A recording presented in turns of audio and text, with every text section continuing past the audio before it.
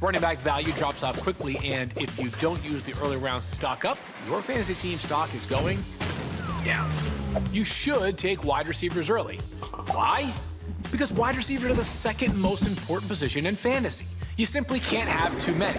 Remember, running backs and receivers comprise at least 4 of your 9 roster spots. You need deep talent at both positions to survive a long 17-game season. Be patient at quarterback. Sure, we'd all love to have these guys, but don't forget, there are a lot of good fantasy QBs. In 2021, 18 different quarterbacks averaged more than 15 fantasy points per game, and of the 10 players who appeared on the most championship round teams in 2021, exactly 0 of them were quarterbacks. Yes, you can win your fantasy league with an Allen or Mahomes, but you can also do it from the comfort of your car. After the few elite tight ends, production falls off a cliff, but depth at the position makes the next dozen or so tight ends almost interchangeable. So if you're not one of the first in your league to draft a tight end, relax. You can and should wait to get a solid tight end in the final rounds. In fantasy football, defense doesn't win championships. 2021's top fantasy defense, the Dallas Cowboys, entered the season as a punchline and were drafted in just 2.1% of leagues. The point? Defense is the least predictable position in fantasy, yet someone in your league will still draft the defense early. Don't be that person. Finding breakout players late in drafts wins leagues. So remember, upside matters late. Jamar Chase, Deebo Samuel, Hunter Renfrow all finished last season as top 10 wide receivers, but they were all drafted outside the top 30 at the position. Late in your draft, always look to young players with paths to playing time. Upside, upside, upside. Here's something else. Know the lingo. One example, streaming. Streaming means to use a bench or waiver wire find as a short-term starter due to a favorable matchup. Some successful managers stream tight end, defense, and kicker all season long. Remember, your draft night roster won't be your Week 18 roster. Trades, savvy use of the waiver wire, injuries will all transform your team. And that's the fun of fantasy football. Draft night is just the start. And one final tip. Get in the game and go to ESPN.com/FFL or download the ESPN Fantasy app to draft with the #1 fantasy game.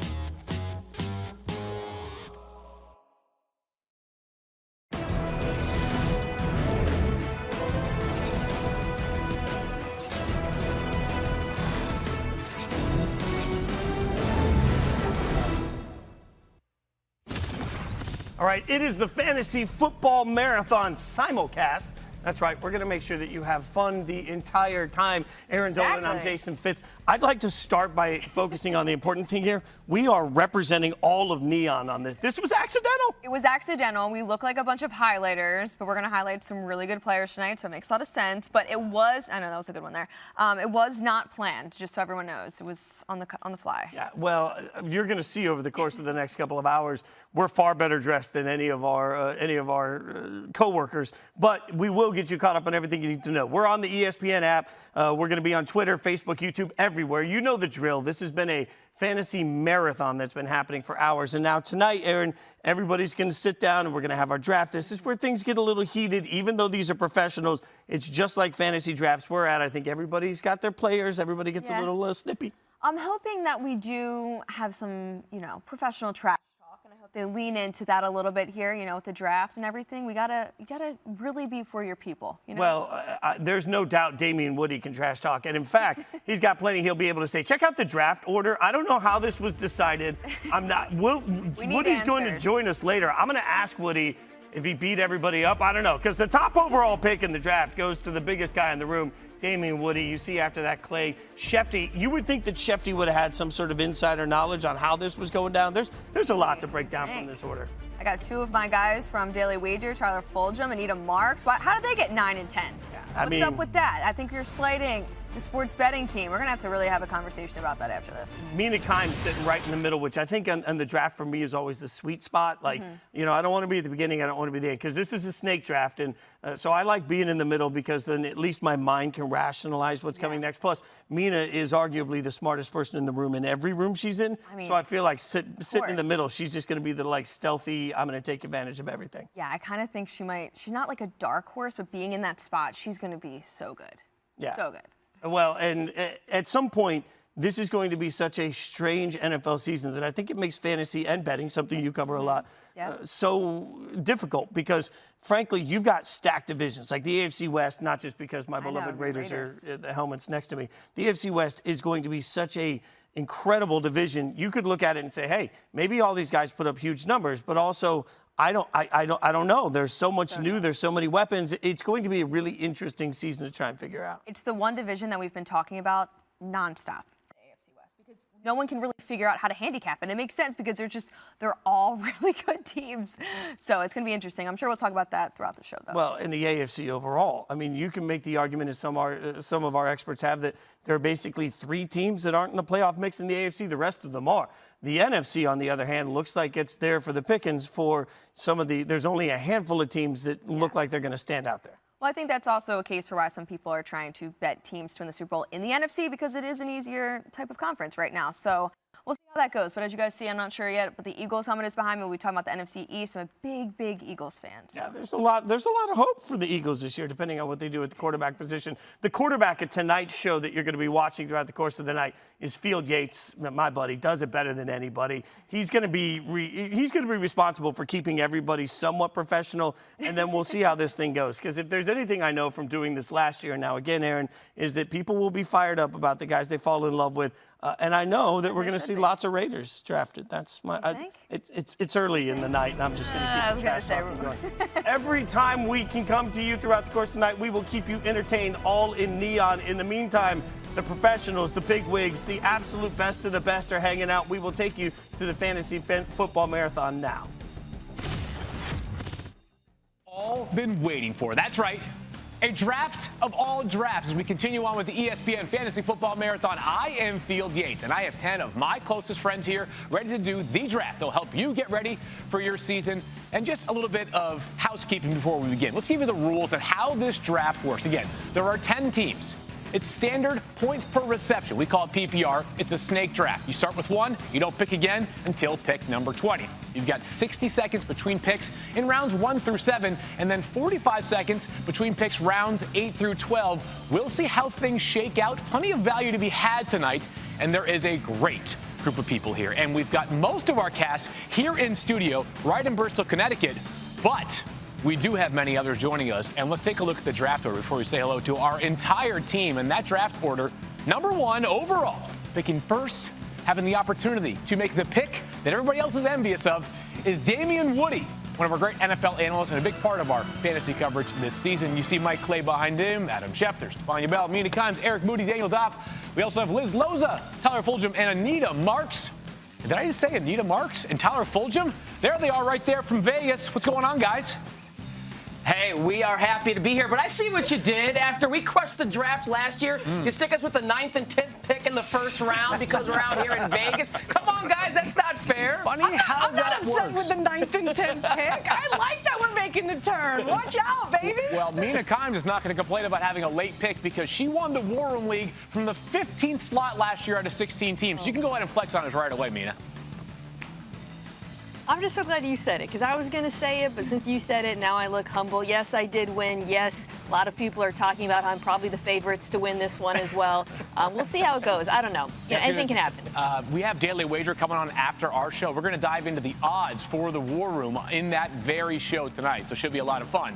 Now let's take a look at the rest of the drafters that we have here. And how about this? Liz Loza joined the ESPN team this week. Here she is. We've got her on campus. Should be a lot of fun. Daniel Dopp, this man has the 6th overall pick tonight, the 7th overall pick tonight. Good thing I can count. Eric Moody, relatively new to ESPN, not quite as new as Liz, but great to have Moody here with us. Stephania Bell, the belle of the ball. You already know her. She is ready to dominate her draft tonight. And I am told via sources that Adam Schefter is, in fact, here. Schefter, the man who knows what all of us are going to do with our picks tonight before we even do. Mike Clay, the machine, the man responsible for our projections, has a 2nd pick. And Mr. Damien Woody with the number 1 overall pick in tonight's draft. How does it feel to be in the catbird spot? Oh, it feels great. No pressure at all for me. I'm just waiting on everybody else. Okay, so Damien Woody says no pressure whatsoever. Is that way we can get this thing going? Well, let's get it going. Okay, there you have it. 60 seconds on the clock. Damien Woody, get to make your pick. And I'm going to have you guys, if you could, kindly announce your pick out loud so the masses can hear which direction you're headed. Yeah, I'm not going to, I'm not going to drum up any anticipation or anything like that.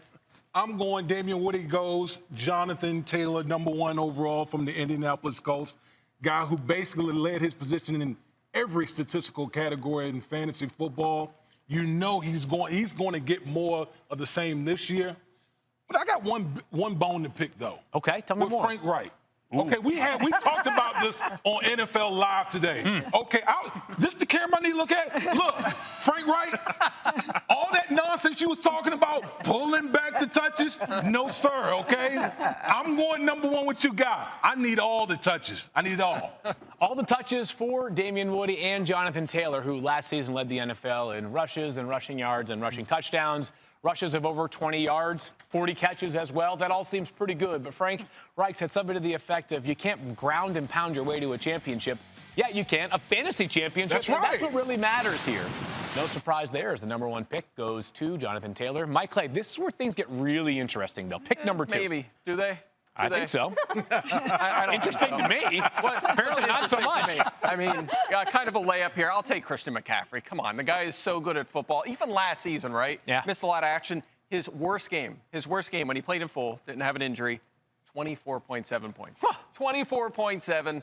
He was top 15 every week he played last season. The guy is just so good. And look, I know there's a little more risk than there is with some other guys. But look, the guy's still in his prime, and when he plays, he's a league winner. I'll gladly take him #2. Good pick, Woody. Don't mind Taylor at 1, but not passing on CMC. I'm happy. Of course, with I'm happy. CMC, just 10 games played over the past 2 seasons. That means 23 missed. But when he does play, as you said, he is the best player in fantasy football when he is available and on the field. As things stand right now, he is available and on the field. Some people might have considered someone like Austin Eckler pick #2, maybe even Cooper Kupp, the first wide receiver on the board. Mike said the #2 pick was not that dramatic, so I guess that means the #3 pick could be our first dramatic selection of the night, Shefty. And I'm a bit bedeviled by this selection. A bit bedeviled. Yeah. And I say that because, in all honesty, you could easily take Cooper Kupp. You could easily take Jamar Chase. You could easily take Justin Jefferson. Austin Eckler is tremendous. I mean, there are some really strong candidates. I don't think there's a clear-cut #3. Okay. I don't think there is. But I'm going to default to a guy that I just think has just tremendous ability, and I'm going to take Jamar Chase at #3. Make the case for Jamar Chase. He has tremendous ability. Now, Justin Jefferson taught me the gritty, and I owe him a lot. And he's probably going to be disappointed. And he he'll paid for the probably medical make me do bill. the gritty again. I'll tear the meniscus in my left knee to go along with my right knee.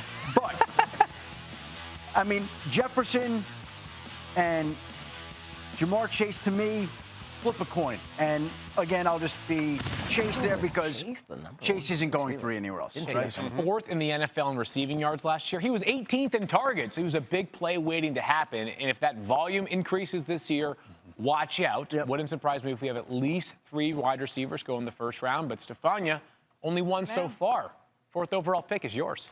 Yeah, you know what I'm going to do? I'm going to make one person in this group either really happy with my pick or really sad with my pick. I'm already excited. Because I'm going to take Austin Eckler, who I know Liz Loza loves, which means she can't have him. And I'm going to get him, but she's going to be happy because she knows how fantastic he is. Look, Austin Eckler, when I want a running back, I want a running back who can catch passes. He can. I want a running back who's going to touch the ball a lot. He will. I want a running back in an excellent offense.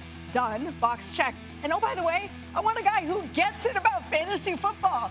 He loves fantasy football. He understands that the fans need him to score points. He's a man of the people. He is a man of the people. And I love it. Austin Eckler is my choice. And Austin like Eckler used to be co-host with Liz Loza of a very successful fantasy football podcast to pay credence to the idea that he loves fantasy, Liz. He is all in on this great game that we play. He absolutely does. Well, I mean, he's a Chargers fan, so every game is maybe an away game. He finds his fans through fantasy. He is a smart man. He knows how to cater to his audience. Eric Moody, it's pick 5, and I don't know how many mock drafts you've done so far this NFL offseason, but how many of them did you have Cooper Kupp? Oh, you know what? I was trying to skip over Mina. Oh. Mina, my bad. It's fine. Listen, she cracks This is us what like a grape happens in when you win the last year. War Room I'm just League. going to sit here. I'm going to get cozy because no matter what I do, you're going to win the league anyways. So you don't get a first-round pick. No, you do. 5th overall Understandable. selection. Mina, you call Los Angeles No, I home. get it. I'm the prohibitive favorite. I understand this kind of treatment. Adam Schefter was bedeviled with his pick. I'm going to grab my thesaurus and say, I am flummoxed that no one else is taking Cooper Kupp. Boom. Easiest pick of the day. Triple Crown winner. What are we doing, folks? Why are we overthinking this? Yeah. I know that they added Allen Robinson to that wide receiver group. I do expect him to score a fair amount of touchdowns this year based on what I've seen at Rams camp. But the thing about Cooper Kupp, and the reason why I love him, obviously his production speaks for himself, it's not just the combination of him and Matthew Stafford, the quarterback. It's a combination of him and head coach Sean McVay, who is so brilliant at finding ways to get this guy the football. We saw that in the Super Bowl. It didn't matter if he was double-teamed. He will move him around that formation, get him in the slot, get him free releases. He will do whatever it takes to get the ball in Cooper Kupp's hands. We see what he does with the ball in his hands. This, to me, is a no-brainer. I am thrilled to get the hometown hero. Yeah, and again, we could have had Cooper Kupp go off the board at pick number 2. I don't think any of us would have been totally surprised. Mike, remind me, how many more points did Cooper Kupp have than every other wide receiver last year? 500, I think. It was roughly. just about that. I think it was 96. 96 more points than the next closest wide receiver. So I was trying to get Eric Moody, the 5th overall pick in the draft. My negotiations were unsuccessful. And my opportunity for you to draft Cooper Kupp also unsuccessful. I know, I was kind of salivating here. I was thinking, you know what, I may be able to get Cooper Kupp. And I knew in my mind that the picks were reversed. And I was like, you know what, I thought I was going at 6. But if Field wants to do that, I may consider going for my apologies. But, hey, it's okay. So I'm sitting here, I'm on the clock, and I'm sitting here thinking about who to go with. So no hesitation. So with the 6th overall pick, I'm going to go with Dalvin Cook. I want to tell everyone a little bit on why. You look at the supply and demand of viable fantasy running backs, and the supply is very, very limited, doesn't meet the demand. But you look at Dalvin Cook, he's averaged 23.7 touches and 122.3 total yards per game since 2020. What I do like is that Kevin O'Connell here, he may end up lining up at wide receiver. He's going to get the rushing attempts. And so when you're looking for a fantasy running back, someone to build your team around, well, if I'm on the clock here, I don't have Cooper Kupp, obviously, but I feel very, very comfortable and confident building a team around Dalvin Cook. Feels like Dalvin Cook is due for some positive touchdown regression. Another one of those fancy terms I learned from Mike Clay. He has not found the end zone quite as much in recent seasons on the ground as you'd expect. I think that number could spike this season. Daniel, really interesting. Justin Jefferson. I'm going to draft Justin Jefferson. I cannot believe you guys let me draft Justin Jefferson at the 7th spot. Are you kidding me? He was top 5 in snaps amongst wide receivers, snaps, routes, targets, receptions, receiving yards, fantasy points. The dude is absolutely elite. I have no idea what's wrong with any of you. I am so excited to be able to have Justin Jefferson on my team. Daniel is just coming out shots fired all night. Justin Jefferson has more receiving yards than any other player through the first 2 years of his career in NFL history. That seems pretty good to me, right? Yes. Pretty good. And there is talk at least, that Justin Jefferson, now playing for Kevin O'Connell, formerly the Rams offensive coordinator, could have some Cooper Kupp-like utilization, which that seems like a really good thing as well. Liz, pick 8 is yours. So sorry. First pick is an ESPN employee. What do you got? Well, welcome to the team. Thank you very much, Daniel Dopp. Yesterday during the marathon, I've had my concerns about Derrick Henry, not because of the injury, but because of his performance per a particular metric called broken tackles plus missed tackles per attempt. It's a little bit complicated, but basically he was not elite in that category before the injury in Tennessee. That being said, Stephania last night allayed many of my fears, in fact, saying that she's more worried about the guys running into Derrick Henry than Derrick Henry. So with the 8th pick, I will take the king of Nashville. There you go. Derrick Henry, there you have it. And just a reminder, before he got hurt last year, Derrick Henry was so far ahead of the pace of every other running back that he broke some of our stat models. Derrick Henry was literally doing things that no other running back at their very best could even dream of. 30 rushing attempts in a game, totally acceptable from Derrick Henry. In some ways, predictable from Derrick Henry. If Stephania says the foot doesn't bother her, doesn't bother me as well. So the former Fantasy King goes number 8 overall. We handed out to Vegas, where Tyler Fulghum is officially picking the Rams defense with this first pick based off the jersey alone. Yeah, I had the first pick last year, and I couldn't take Aaron Donald, unfortunately. And Donald, he would have paid off getting that ring finally. But with the 9th pick in the first round of the 2022 fantasy draft, I'm going to take Travis Kelsey, tight end from the Kansas City Chiefs. And, guys, this is a positional scarcity pick. There's really only, well, let's put it this way. With Tyreek Hill gone, Travis Kelsey's actually the wide receiver #1 now, with Patrick Mahomes tethered to him as his quarterback. I know Juju Smith-Schuster and MVS and Sky Moore are there, but we know that Patrick Mahomes trusts 87 as much as anyone. Getting a little up there in the age model, that concerns me only slightly. But to have a tight end on my roster who will give me wide receiver 1 production, that's the type of first-round pick that I want. So I'm going Travis Kelsey of the Kansas City Chiefs. Anita, now you get the 10-11 turn here. What do you think about that Kelsey pick, though? I love you so freaking much. What, I left your boy for you? You left me 2 of my guys. Oh, my gosh. God, I mean, who has it better than I do right now at 10 guys? Nobody. You know why? I'm going to go Najee Harris, running back for the Pittsburgh Steelers. Okay, we're hearing maybe, okay, I'm not doing the second pick. We're hearing maybe 10, 15% less carries. I'm not buying it. The dude's a beast. They've improved their offensive line. I love Najee Harris. So that's who I'm taking with the last pick in the first round. And well, hold on. If you're wearing that shirt and we don't know who you're picking at 11, then something's wrong.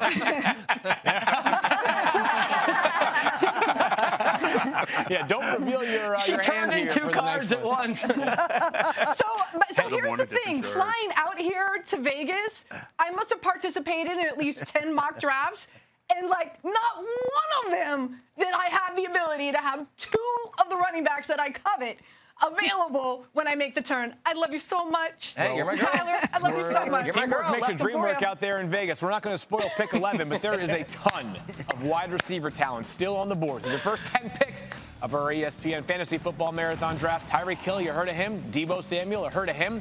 Devante Adams, you heard of him. He only leads the NFL in receiving touchdowns over the past 5 seasons. There he is, the wide back Deebo Samuel. And Tyreek Hill plays with a quarterback that apparently is even more accurate than Patrick Mahomes. His word, not mine.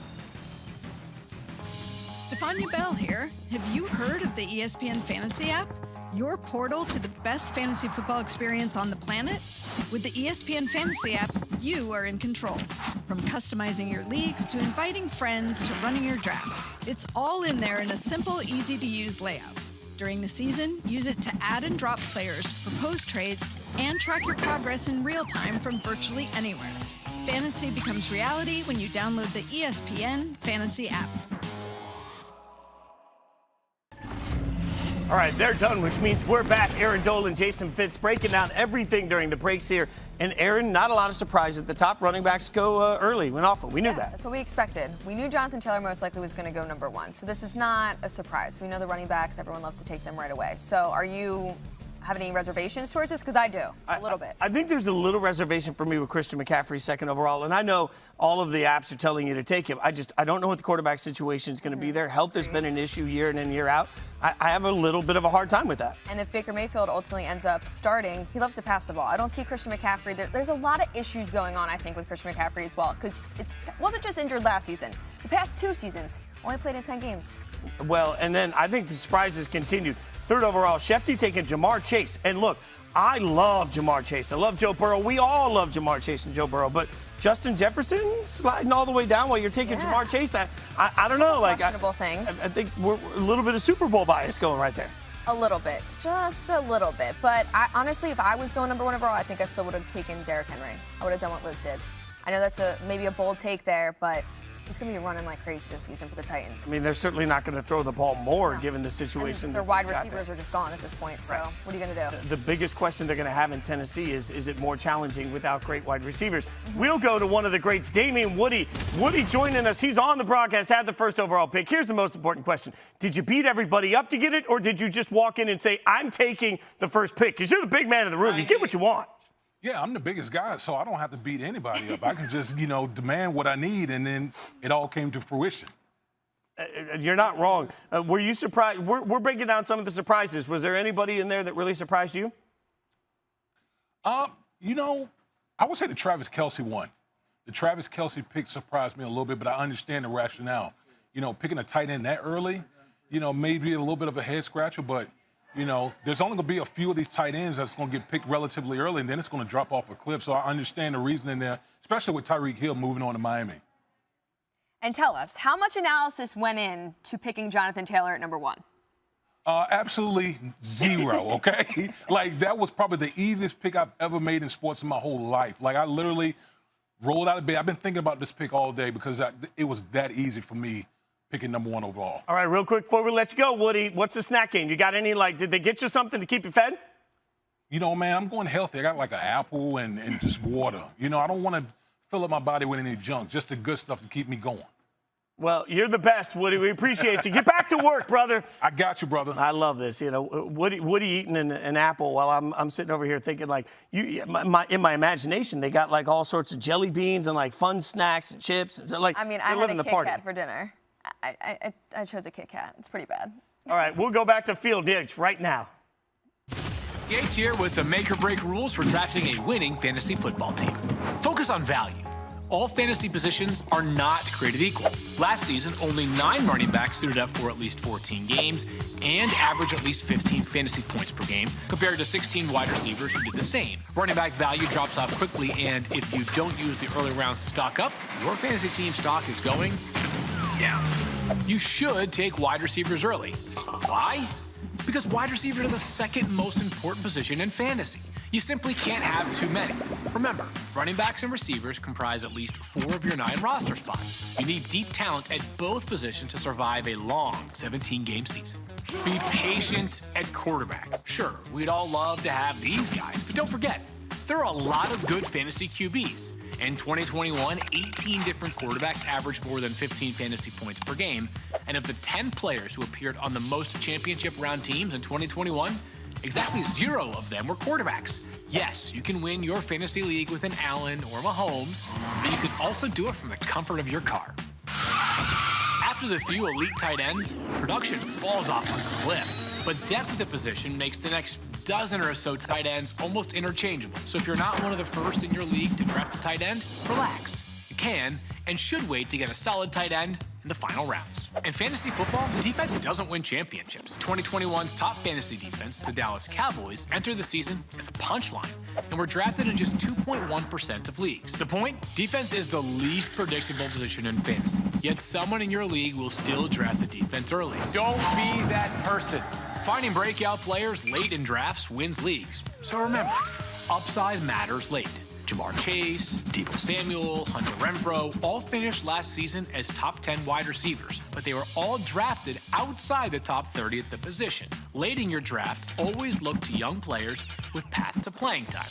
Upside, upside, upside. Here's something else. Know the lingo. One example, streaming.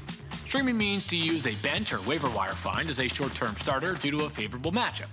Some successful managers stream tight end, defense, and kicker all season long. Remember, your draft night roster won't be your Week 18 roster. Trades, savvy use of the waiver wire, injuries will all transform your team. And that's the fun of fantasy football. Draft night is just the start. And one final tip. Get in the game and go to ESPN.com/FFL or download the ESPN Fantasy app to draft with the #1 fantasy game. 1.78 million people have already drafted a team. If we get to 2 million by the end of this show, Daniel Dopp will shave his head and Mike Clay will grow his beard for a year straight. If that's not incentive, we're doing it. I don't know what is. We're through one round here. Let's take a look at what the first round looked like. Picks 1 through 5, Jonathan Taylor, Christian McCaffrey, Jamar Chase. Suspense built up by Schefter, Austin Eckler, and Cooper Kupp lasted all the way until Mina Kimes. Pick 5, pick 6 through 10. There you see them right there. Dalvin Cook, Justin Jefferson, Derrick Henry, Travis Kelsey, and Najee Harris. Some value for Anita Marks at the end of the draft. Mike Clay, what did you think of Travis Kelsey going to pick number 9? Well, Field, a little early for me. Didn't love it. I mean, you look at last season. Look, that's the end of my analysis. It's like, look, last season, Travis Kelsey, you look at catch rate, yards per target. I'm looking at you, Tyler. I see you over there. End zone targets. He had 4 of those. They were all career lows. His target share was the lowest we've seen in a long time.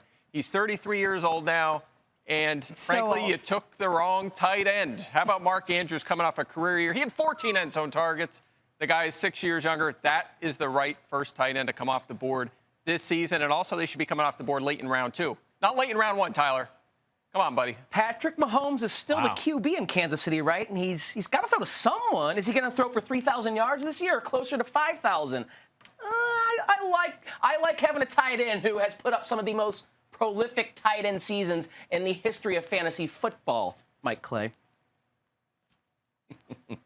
I think did we mute Tyler? I didn't hear what Tyler said. I was going to say, Tyler, I was sitting here and I thought it was my earpiece for a second. But, Tyler, I'm sure that was riveting analysis. With all due respect, we'll try to make sure we get the audio of it somewhere. If Anita can hear me, Anita, you are back on the clock. We don't know who you're taking, but we think there's a possibility that this player's last name is shared with a pop singer icon. Yeah, absolutely. Just like Adam said. Anita can hear me, but we can't hear her. Yeah. But so I don't think we need to. I think we know who she's taking. Just point. Yeah. With the 11th pick in the 2022 ESPN Fantasy Football Marathon mock draft, Anita Marks takes Deandre Swift, running back for the Detroit Lions from the University of Georgia. Dan, you're a Lions fan. Take it away. Yeah, I was hoping Deandre Swift was going to fall to me here in the second round, but I'm thrilled with this pick. He was a top 3 running back in points per game for the 11 games that he was healthy last year. Crazy usage in the passing game. I think this offense is just going to get better. I love being able to get him as your number 2 running back, Anita. I am with you at the turn. Great pick here. I think we have Anita back. Anita, that was absolutely outstanding miming you were doing right there. But what is it you like about Deandre Hopkins that you can verbalize? My running man. I know you guys don't like the fact that he took Travis Kelsey. I love it. And again, Deandre Swift. This was a guy that I knew I would get at the turn at Anita, the start. I'm not going to lie to you. I'm not sure whether or not the audience can hear you. I can't. So we think that the audience can. And here's what I'm here to tell you. We're going to move forward to the next pick. Can you give us who you had at pick number 12?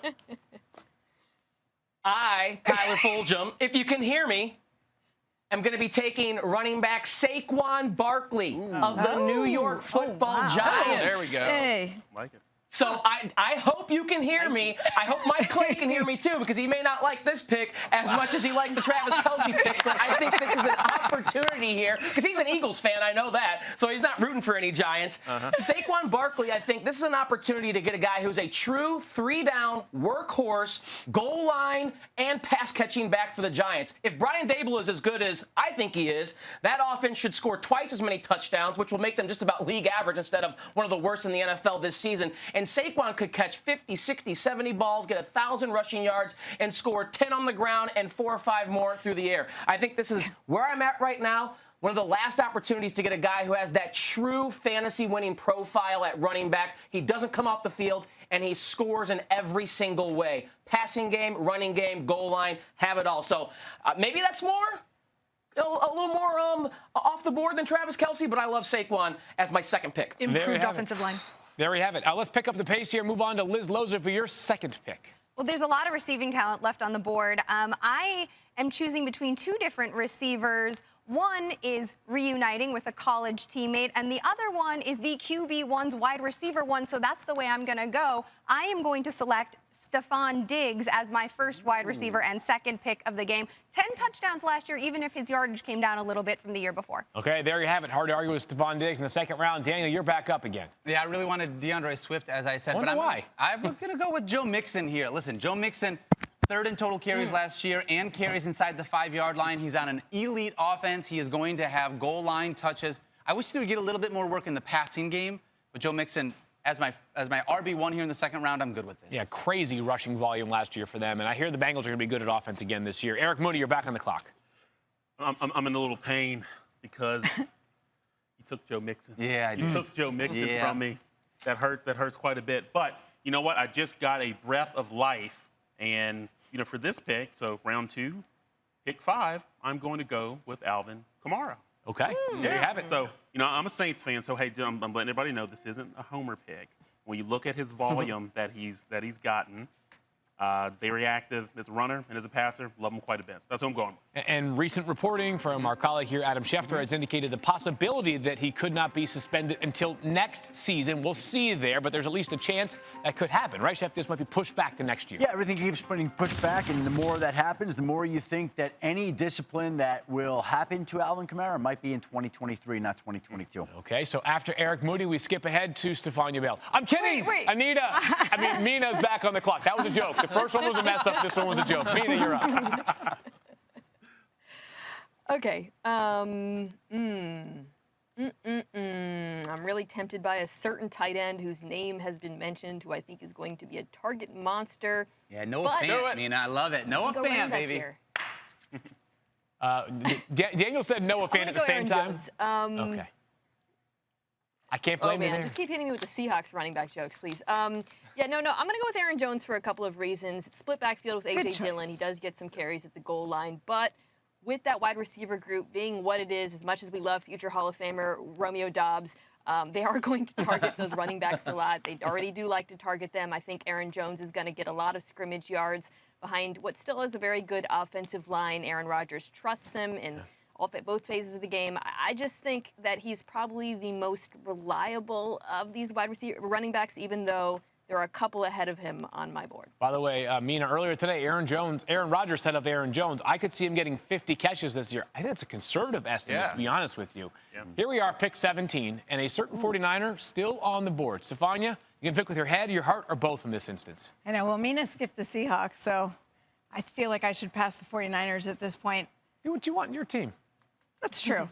That's true. But you know what? I'm going to go with the player that Mike Clay already did the analysis on, because I want Mike Clay to love my pick, and that's Mark Andrews at tight end, because I don't think he'll last on the turn. Nope. And I was thinking about Devante Adams there, thinking about going with this receiver who's still available, who obviously is intended to be a target monster in Las Vegas. But Mark Andrews is Lamar Jackson's favorite outlet play.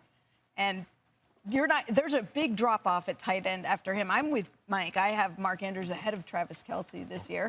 So I feel like I'm lucky that he made it this far. 2 tight ends in the top 17. Schefter, you are back on the board. First time around, took a wide receiver in Jamar Chase. Wow. Wow.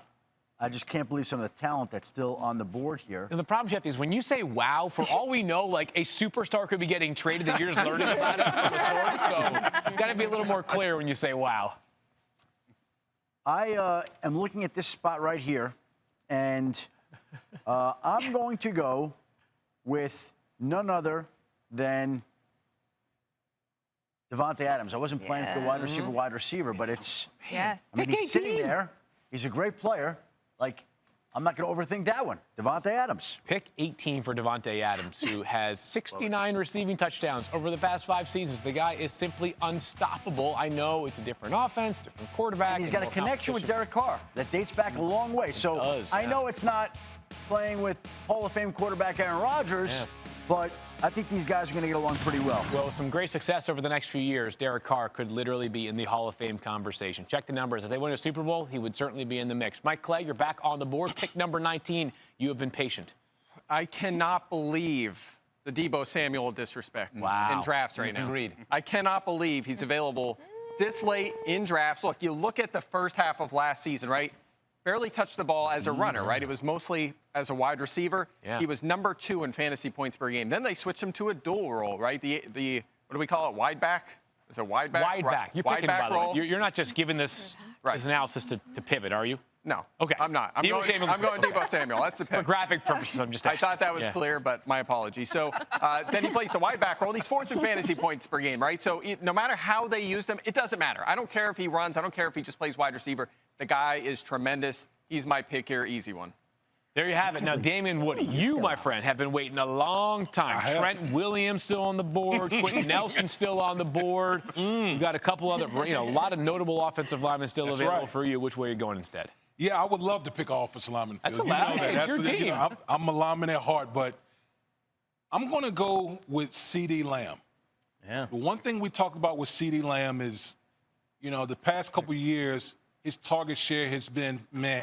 Yeah. Been, Well, obviously that's due with Amari Cooper. Yep. You know, they had Cedric Wilson who moved on to the Miami Dolphins, but now you look at the Dallas Cowboys offense. Who's Dak going to be throwing the ball to? CeeDee Lamb. That's who he's going to be throwing the ball to, and he's going to throw it to him a lot because of the lack of depth at that position. So I think he's going to be a target monster this year. 198 targets vacated by Amari Cooper and also Cedric Wilson from last season. Hey, we're just getting started here. Through 2 rounds. Still on the board, a guy in Javonte Williams, who Damien Woody said could be a league winner. He's got the next pick, by the way. Also available, Tyreek Hill. He's still sitting there, too. Would have drafted him first overall. Meanwhile, a quarterback not yet picked. How soon will Josh Allen hear his name called? More to come here. Get your team drafted right now.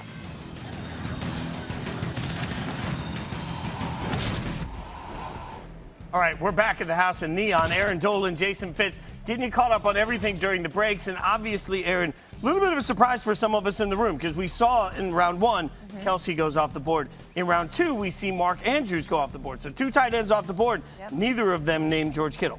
No, neither of them named George Kittle, but I really do like the Mark Andrews play because I do think the Ravens are going to go back to their normal ways of being a run-heavy offense. It makes a lot of sense. There was a ton of injuries last season. They went up to the 7th most pass-heavy team, up from 30th the year before. Now with Lamar Jackson back, a much healthier roster, he's going to get a lot of looks. Yeah, I agree with you. And no team lost more games due to injury for starters than the Ravens last year. I think they're going to have a big bounce back here.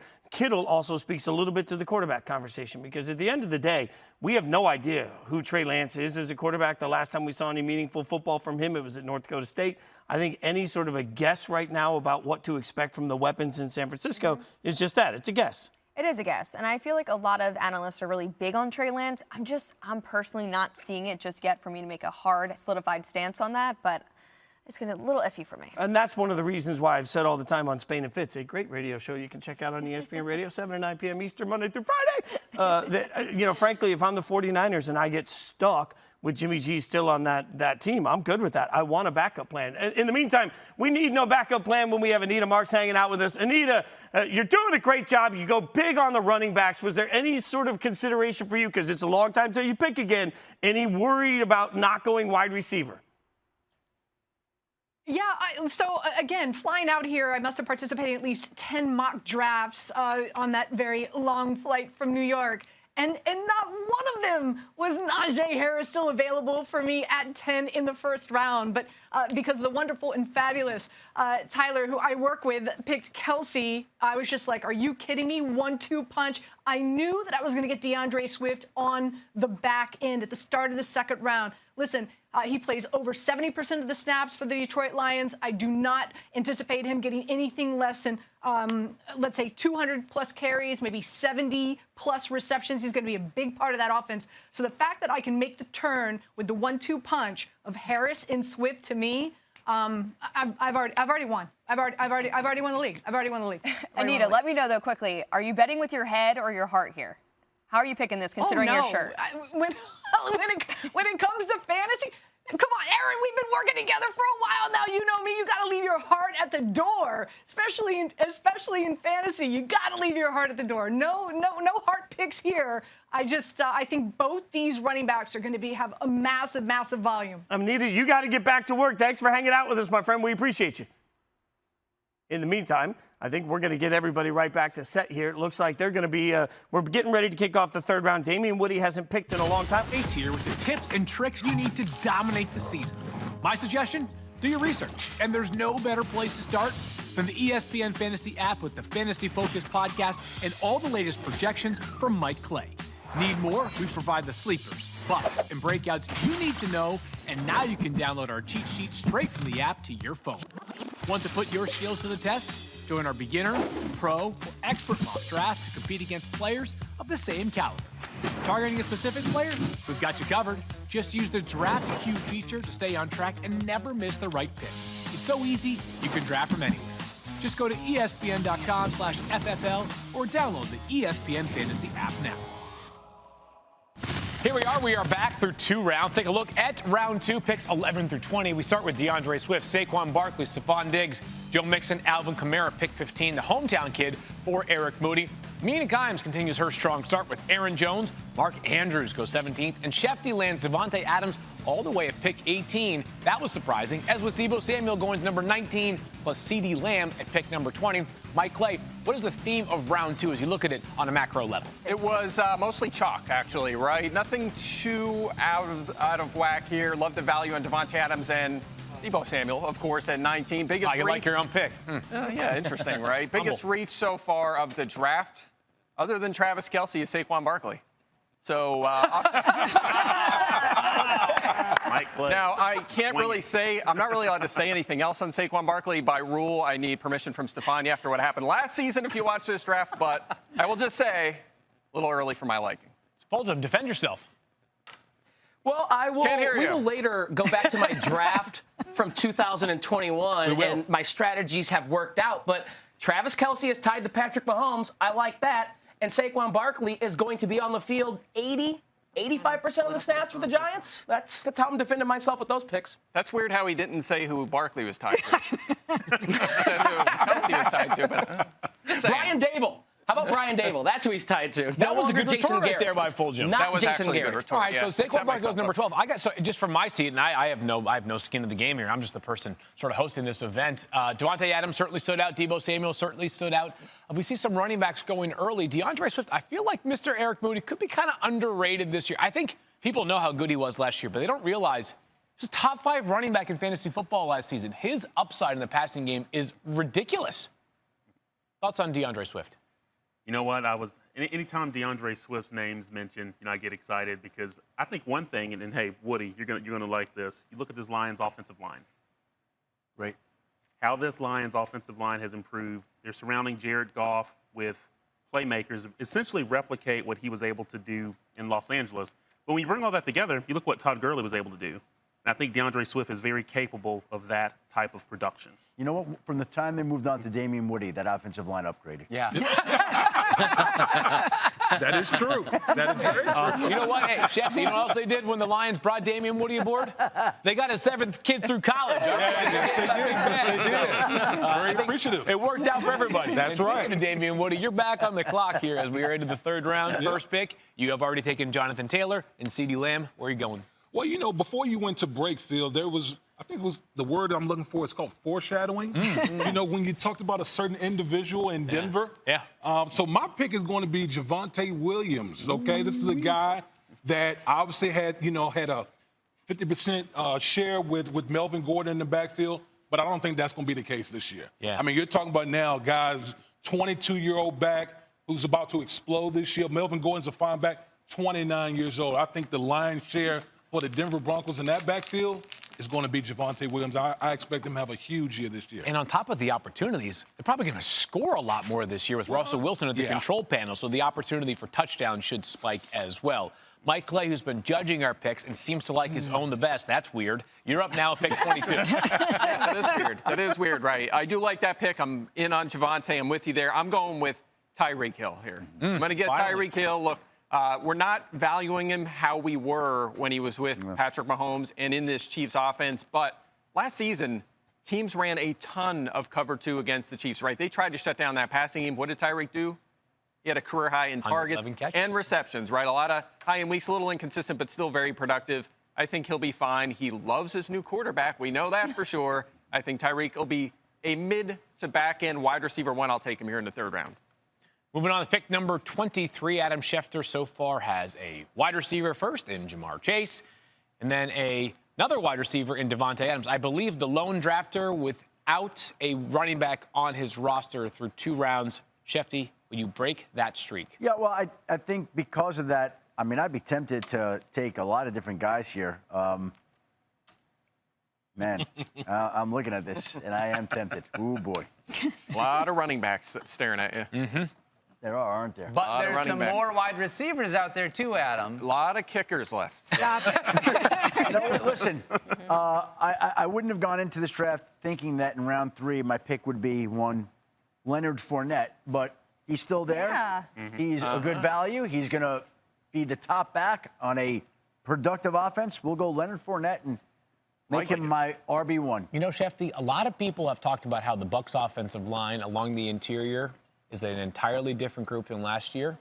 I weirdly think if that interior offensive line struggles, it's going to impact the running game more than the passing game. It might mean even more attempts for Tom Brady, who had over 700 last year, and Leonard Fournette, one of the best receiving backs in the NFL. Stephania, you are back up. Yes, well, I was trying to think of a big word, but I need to get my thesaurus out because we've already had bedeviled and flummoxed and foreshadowing, and I'm just, like, stumped. But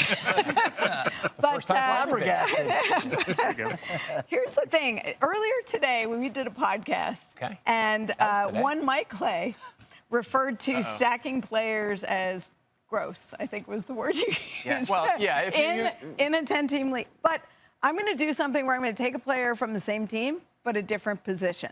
Okay. And I'm going to go with Keenan Allen of the Chargers as my receiver because all he does is rack up the yards. 4 of the last 5 seasons, over 1,000 yards receiving. He's been consistent. After a couple years, his first couple years in the league where he struggled to stay on the field, had a couple injury issues, he's been incredibly reliable, playing virtually the entire season. His quarterback trusts him, and he's got a pretty good one in Justin Herbert. It's a star offense. So pretty much Justin Herbert just needs to focus on Austin Eckler and Keenan Allen, and I'll win the league. Justin Herbert, Austin Eckler, Keenan Allen, Mike Williams, Josh Palmer. Who's our kicker these days? Dustin Hopkins. You get him in round 6. Stephania is building a beast over there. All right, no issue with Keenan Allen whatsoever. He feels to me like maybe the safest pick in fantasy football based off where he is going. The guy is 1,000 yards, 100 catches, and probably around 6 to 8 touchdowns every single season. Mina Kimes back on the clock here. Mina out in Los Angeles where Keenan Allen plays his ball. Who you going with the pick number 25?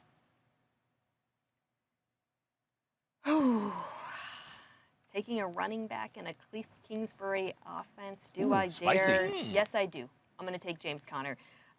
He is the unequivocal number 1 with Chase Edmonds now in Miami. They've got some, younger backs behind him, but in my mind, there's no doubt they're going to be going to him at the goal line. And here's the thing. As much as we think of this offense as being, air raid, 4 wide receivers on the field, they've actually been better at running the ball than throwing the ball at various points during Cliff Kingsbury's tenure there, and I suspect with DeAndre Hopkins out due to suspension, even with Marquise Hollywood-Brown in the mix, they are going to lean on that run game more than people think. I think James Conner is a pretty safe pick, actually, just because he is undeniably going to get the workload in Arizona. So he's going to get a lot of touches. Mike Clay is the king of regression. Could we expect him to keep up his 18 touchdown pace from last year? No. If you score 14 or more touchdowns, you're pretty much guaranteed to drop off the next season. It's like a 95% hit rate. However, Mina, I do like this pick. I do. And I'll actually attach it to the Leonard Fournette pick that Adam made because these are kind of boring players this year, right? Like nobody wants them, and they're still probably going to score 10 to 12 touchdowns and be the feature back in very, very good offenses. And remember, no more Chase Edmonds. Connor's role as a pass catcher can't expand. So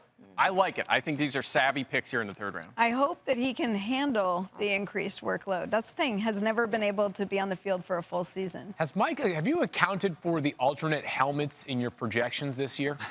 I did not. That's like a new metric I'm working on, but it's not done yet. I'm hoping to have it done by September. I went to the Great Wesleyan University about 20 minutes from where we are right now, and the Cardinals' alternate helmets are a spitting image of our helmets at Wesleyan, and we have a juggernaut of offense.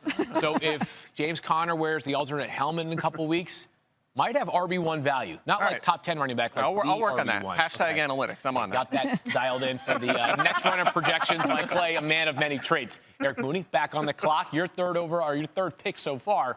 Which way are you heading? I was just thinking where you mentioned like juggernaut, just to add to all this plethora of words. Oh, sneaky. I got a tough decision here. I'm looking at this. We got DJ Moore there. Mike Evans. We got Jalen Waddle. We got Michael Pittman Jr. But then I'm sitting there looking. I'm like, everyone's forgotten about T. Higgins. All this Jamar Chase talk, Adam. I'm like, he's a great receiver, commands a lot of defensive attention. But I'm looking at Mr. Clay's projections here. I was tempted on T. Higgins at my spot. I know. I'm like, he's there. And so I am going to go with T. Higgins for the selections. I'll put that out there. Graphics, like you mentioned, Field. But you look at Mike's projections, for everyone out there that's watching. He has Jamar Chase projected for 131 targets, but then you've got T. Higgins there projected for 125. such a significant discount, and it's a discount that I'm going to take advantage of in this draft to continue building this juggernaut. Yeah, people might be surprised by that, but you look at the games they played together last season, almost even in targets. So that's the justification.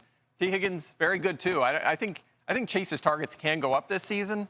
Or Chase's can. Higgins is right there as well. They're both very good. Both guys will be very busy. Stephania referenced how Mike earlier today on the Fantasy Focus had a less than thrilling endorsement for having 2 wide receivers from the same offense because of the possibility of something happening to their quarterback and then losing value on both those players.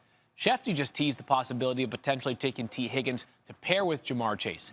What was the calculus there? What are the pros versus the cons? Well, I would have done it, but I didn't want to start my draft with 3 wide receivers. Made me uncomfortable. Yeah. But when I saw T. Higgins sitting there, his numbers are comparable to Jamar Chase's. Jamar is a little bit better, and there's more upside, but T. Higgins is a tremendous receiver and productive. And you know what? I have no problems locking in the Bengals passing game.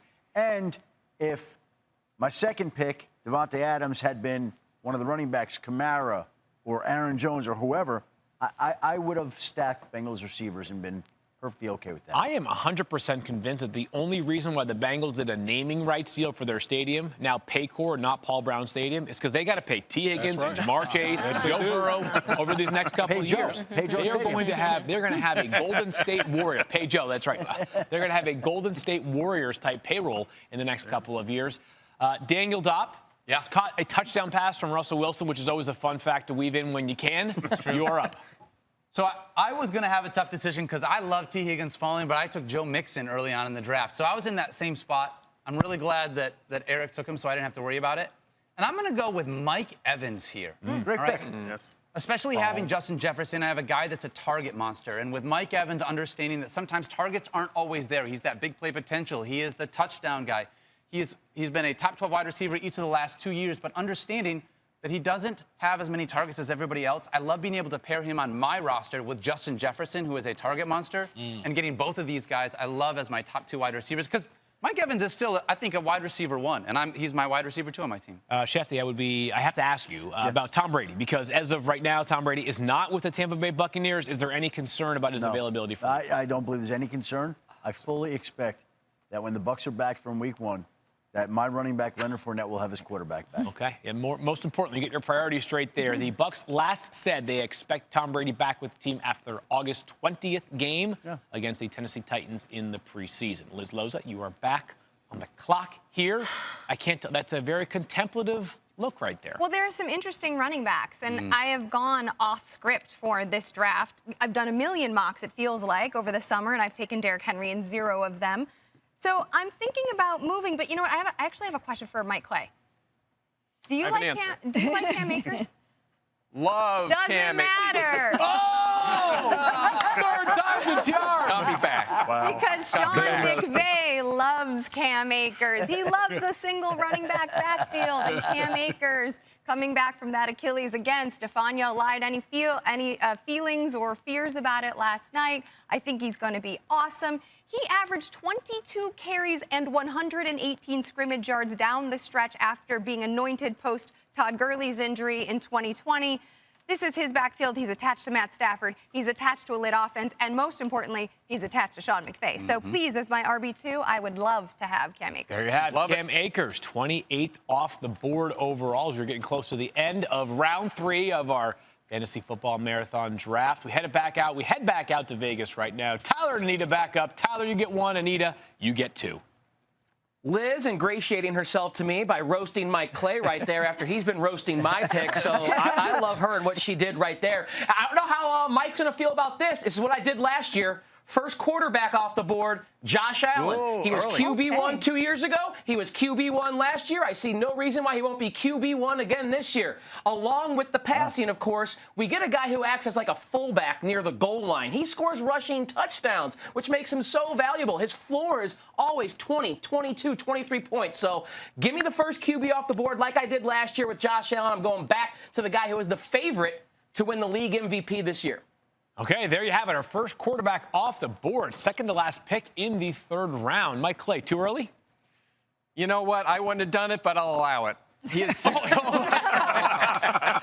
Look, I'm working on grades here, live grading, so I'm keeping track here.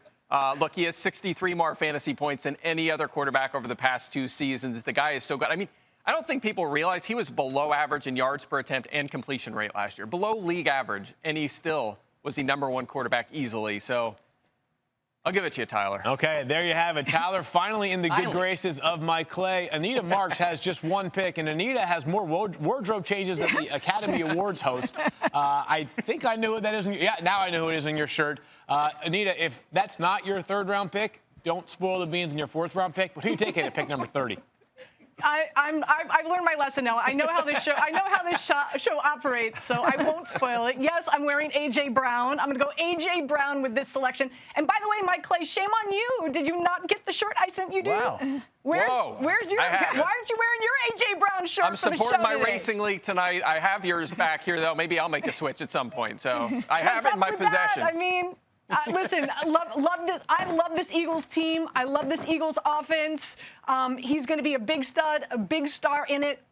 I could see them utilizing him very similar to how the San Francisco 49ers utilized Deebo Samuel. So, again, was fortunate to get Najee Harris and Deandre Swift at the first turn. I'm fortunate now to get 2 wide receivers. I'm not going to tell you who my second is yet. Stay tuned for that. Okay, round 4. What a tease right there, what a pro Anita Marks is. And perhaps 4th-round pick that Anita Marks would make would be Patrick Mahomes. Have you heard that he's still good at football?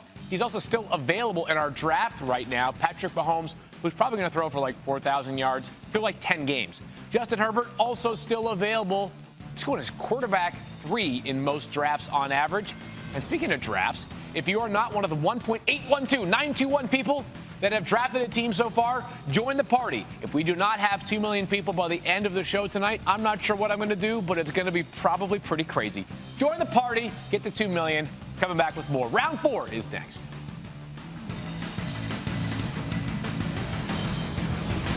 I can't imagine what crazy looks like for Field Yates. It feels like maybe that's an extra cup of coffee in the morning. I don't know. This is the Neon Hall of Fame. We're standing at this point. Erin Dolan, Jason Fitz getting you caught up on everything during the breaks. Now, A.J. Brown was just picked by Anita Marks. Yeah. You are a diehard Eagles fan. I love this. Yeah. I love this pick. How are you on the Eagles this year? How am I on the Eagles? Next question. They're going to be amazing. They're probably going to win the Super Bowl. Just kidding. They're not going to win the Super Bowl most likely because I, have to do some research here. But very excited for them. Also, Mike Clay, big Eagles fan as well. So a lot of us have high expectations this season. I had high expectations for our friend Tyler Fulghum, who joins us now. Tyler, are you even trying? Like, are you even attempting at this point? Poor Tyler. What? I mean, you don't like Travis Kelsey? You don't like Saquon Barkley? What's wrong with Josh Allen? Is that what you're coming at with me here? Is my draft not up to the standards out there? I mean, a little. Kelsey was like, I'm just saying Kelsey surprised the room a little bit. Josh Allen surprised the room a little bit. I'm just saying. Okay, well, let me explain myself here yet again with Travis Kelsey. You're getting a guy who's a tight end only by name. He's a wide receiver in terms of the targets, the yards, and the receptions that he gets. And Patrick Mahomes is his quarterback, and Tyreek Hill is no longer there to steal some of those targets. My one concern, if there is any, is that he's getting a little older. But I trust Mahomes to get him the ball 100 times for 1,200 yards and 12 touchdowns this season. And I get that production in my tight end spot, which is going to have me ahead of everyone else in my league. All right, Tyler, I am on your side here because obviously, little Erin. Sports betting buddy of mine. But how do you think you're doing stacking up against all these other players making this draft? Yeah, well, like I said, I like that I have, I think, the best tight end in terms of production. Maybe not in real life, but in terms of production. I got a running back in Saquon Barkley who I think is prime for a big bounce back. And I know some people were going, but a couple of years ago, he was like the number 2 overall pick. People were drafting him number 2 overall. And I think his environment is as good as it's been in a long time. They've upgraded the offensive line. They've upgraded the coaching staff. And then I drafted Josh Allen, who I had on my team last year. He's been the QB1 in fantasy each of the last 2 years. So why wouldn't I ride that train again? I know I'm getting a lot of you-know-what, but I think I'm doing pretty well with my draft here compared to the other 9 participants. Yeah, I can't wait to see what kicker you draft in the 4th round. Tyler, keep going, brother. We appreciate you. Thanks for hanging out with us. Or the Rams defense. He's going to go with something wild. I mean, I got to give him some grief, right? I mean, let's just say it's a little less traditional than everybody else's approach, And it is. Anytime you get Mike Clay worked up, he's the expert in the room. So if Mike's worked up, if Mike I'm Clay's nervous. coming after you, you have a problem. Yeah, Mike knows more than all of us for sure. Field obviously knows more than all of us. He's doing a great job hosting this. We're about to go into the 4th round. We'll see how everything goes at this point. So far, everybody seems to be talking a little bit, but it hasn't gotten crazy. This is when I think things will start to go off the rails. Field will get you caught up on everything you need to know. Thanks for hanging out with us. Back to them now.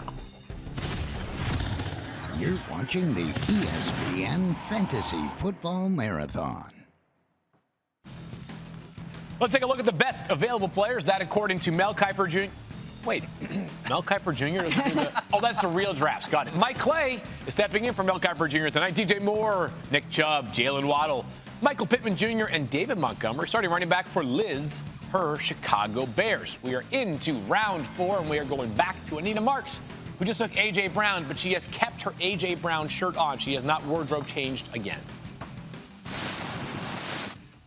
No, I have not. But I'm going to continue going wide receiver, and we just saw the list that Mike Clay feels the best players available, and to me it is DJ Moore. I came across this really crazy stat, marinating this for a minute, guys. In 3 seasons, DJ Moore has 129 uncatchable targets. Oof. Uncatchable. Why? Because his quarterbacks have stunk. They've been absolutely horrible. So now you got Baker Mayfield there. We're expecting him to be the starter for the Carolina Panthers. I think a lot of people are underestimating just how great of a wide receiver DJ Moore is. So at the turn, I'm going to take DJ Moore. So now I've got my 2 running backs, my 2 wide receivers, and it's your turn, my friend Tyler. I think I love the DJ Moore pick. He's only ever had 4 touchdowns in his career. I think a Mike Clay word, he's due for some positive regression there because the dude's so good. I want to hear Mike Clay's thoughts on this pick because I think this is going to make him blow a gasket. With my 4th selection and the 2nd pick in the 4th round, I am taking Allen Robinson, wide receiver. Let's go. Allen Robinson, I think, is going to blow up. Finally having a quarterback tethered to Sean McVay. Think about what Odell Beckham Jr. did at the end of last year in the postseason, and now that is the Allen Robinson role because Odell, if he comes back, won't happen until November or December. Van Jefferson's hurt behind them. Tutu Atwell, who blows off the field in the wind, and Ben Skoranek, whose hands were made of stone. We saw that in the NFC title game. I am ready for a massive Allen Robinson year, Mike Clay. Man, he's talking about Ben Skoranek as an excuse to take Allen Robinson in the 4th round. What are we doing here, man? You know what? This is way too early. Look, this guy's coming off a career worst year in Chicago, and you can excuse it because of the team. But Darnell Mooney had a pretty darn good season. Cole Kmet was pretty effective outside of the touchdowns. I don't expect Allen Robinson to have a big bounce back, even in a better offense, after what we saw last season. At age 29, there was one receiver who was a top 25 fantasy receiver last year. Over the age of 28, it was Keenan Allen. I'm not seeing it. This is way too early. I know somebody in this group who knows a little bit about the Rams, has been at the practices, is doing the Rams preseason games. Thank you. What does she think about Allen Robinson? Are you reading my mind right now? Listen, they absolutely love him there. They think he's going to produce. I saw him catching passes from Matthew Stafford in the red zone. He looked fantastic. But here in the draft, like that, Thank you. I don't object to the pick. I object to the placement of the pick. Even with some of those injuries you alluded to, Cooper Kupp's going to be the target monster in this offense. I would have waited to take Allen Robinson. Allen Robinson, 32nd off the board. Tyler Fulghum, who is nothing if not interesting when it comes to these drafts. Next up. Can I give him his grade right now? Like, can we just knock that one out then? It saves time later? All right, if you must, Mike. All right. Now I'll hold on to it. Okay. Liz Loza, you are back on the clock with your 4th round pick. I am back on the clock, and I kind of can't believe that Nick Chubb is still available, arguably the best pure rusher in the NFL. Yeah. Yes, he's only going to carry the ball 16 times per game, even like notwithstanding Kareem Hunt's involvement, but I still love the value. One of the most efficient, by the way, constantly averaging at least 5 yards per carry. I have a projection of over 1,500 total yards and 11 touchdowns for him as my RB3 in case Derrick Henry breaks down. Give it to me all day long. Okay, there you have it. Nick Chubb at pick 33. Daniel Dopp, you are up next. Which direction are you heading in? This is really tough because I'm looking at these top 2 wide receivers that are on the board. Between Jalen Waddle and Michael Pittman. And I want to go with Michael Pittman because I like the idea of grabbing someone's wide receiver 1. But Jalen Waddle was so good last year. No, let's do it. We're going to go with Michael Pittman. I'm going to take Michael Pittman. I like this one. Michael Pittman Jr. goes next to Daniel Dopp. Much of the chagrin, it sounded like, of Mina Kimes, who was just 2 spots away. And a quarterback upgrade, obviously, from Carson Wentz to Matt Ryan from Boston College for Michael Pittman Jr., who, again, has been a darling in Colts training camp. Eric Moody, you are back on the clock, my friend. I'm in pain again. I'm in pain. Why? I'm in pain again because you took Michael Pitt. I'm sorry. I'm drafting the good players. That's what you're supposed to do in fantasy drafts. I guess they say you play to win the game.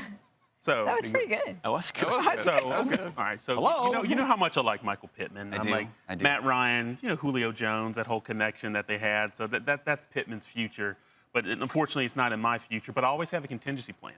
So I do, and I want to thank also Tyler and Anita, for leaving this player on the board. But we're going Deontay Johnson. There you have it. With my pick. So I think he's going to get a lot of targets. Just to close the loop on that, I know Mike Clay. Tying back his projections, have him projected for a ton of targets. Fourth in the NFL in targets over the past 2 seasons, and a very interesting development for the Steelers' quarterback situation today, Schefter. What more can you tell us about the latest in the Steel City? Well, it was the first time that Kenny Pickett got reps of the first-team offense in the 2-minute drill. Now, it was just a 2-minute drill, and it was the first time all summer, so take that what you will, but he did go 13 of 15 in the preseason opener, and he was taking some reps in the 2-minute offense today as a starter. So, again, you take that what it is worth. It's something.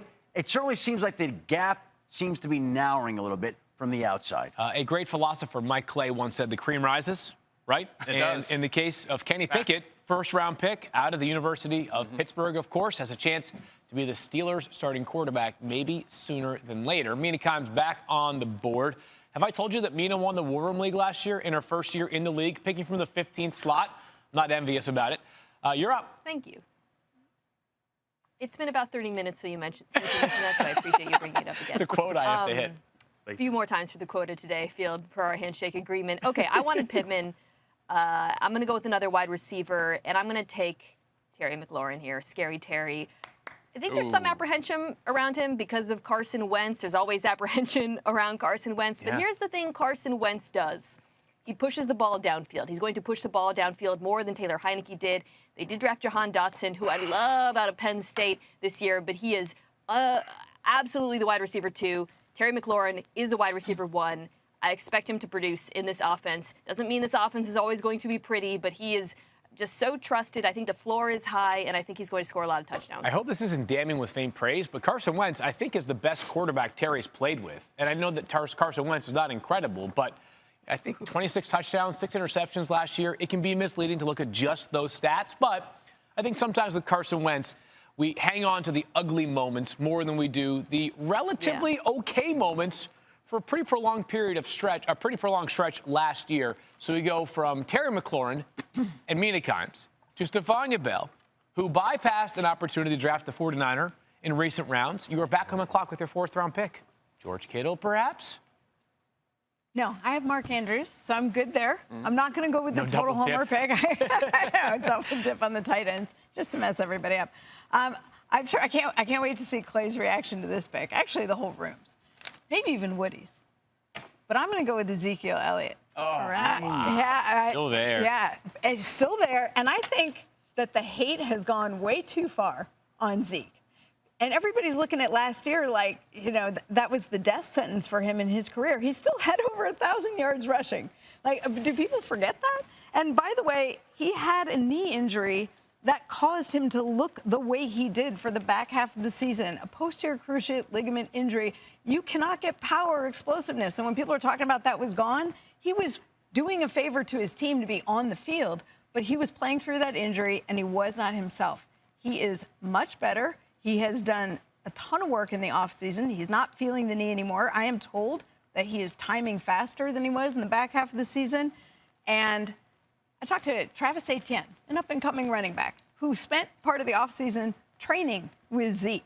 And he went to him to work with him because he's so impressed with his training and so impressed with his speed. So he told me he is absolutely not done. I'm all in on Zeke. I know I'm alone on an island. No, you're not. And I don't care. Absolutely I don't not. think you're alone. You're isolated on the island, but you're not alone on the island. Okay. There are other people with you. What's the difference if you're isolated? I'm with you there. Okay, so it's you and me. I like him. Okay. I'm not on that island. I'm on a different island. You're. Are we beefing? Are we beefing? Well, Because we've been going back and forth on this. I know. You gave me a little grief last night about the Zeke thing because you thought Tony Pollard could handle all the work. And I'm here to tell you that Tony Pollard's better when Zeke is better. Sort of feels like Stephania and Schefter are like the Condos Owners Association on Ezekiel Elliott Island. You guys, there might be a few others. We'll have to figure out who Pollardville over here. Pollardville over there. Schefter, you're back up. Did you want Zeke Elliott with that pick? I would have looked at him. I would have considered Zeke. I'm not going to lie. And again, I keep coming back to this. I keep being put into this position where I'm not planning to take a wide receiver, and then I see a wide receiver who's there, and I'm like, I can't pass up Jalen Waddle. Like, I'm not going to pass up Jalen Waddle. Like, I'm not planning to take him in the 4th round, but he's sitting there in the 4th. I'll take Jalen Waddle in the 4th round. Very happy. I know that we've got a new head coach there. I know that we've got a new speedy wide receiver there. But I also know what Jalen Waddle did working with Tua last year, and that was pretty impressive. I'll ride with that this year. Yeah, I have an entire list of rookie wide receivers with more catches as a rookie than Jalen Waddle. Here it is right here. I don't know if we can take a single shot, but there's nobody on this list because literally Jalen Waddle set a record once held by Anquan Boldin. Moving forward here to Mike Clay, who by his own admission is crushing this draft. Who's next? Actually, need a minute. I'm still trying to find Allen Robinson on my list.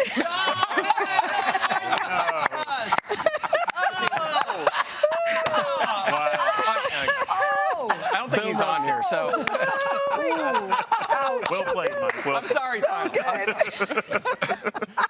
Too easy. All right, I'm going J.K. Dobbins. Dobbins. Right. Super athlete. I know he missed all of last season. May not be a full go in week number 1, but the guy has been so effective on the ground so far at the college level and in his first season. He was really good down the stretch in his first year. Number 1 in yards per carry and yards after contact. I believe in him. Might be a little limited as a pass catcher, but his rushing volume and efficiency, I think, will be terrific. And again, it might take a couple weeks, Stephania. I know you've thoughts, I just want to point out that you learned nothing him. from the Saquon Barkley experiment last year.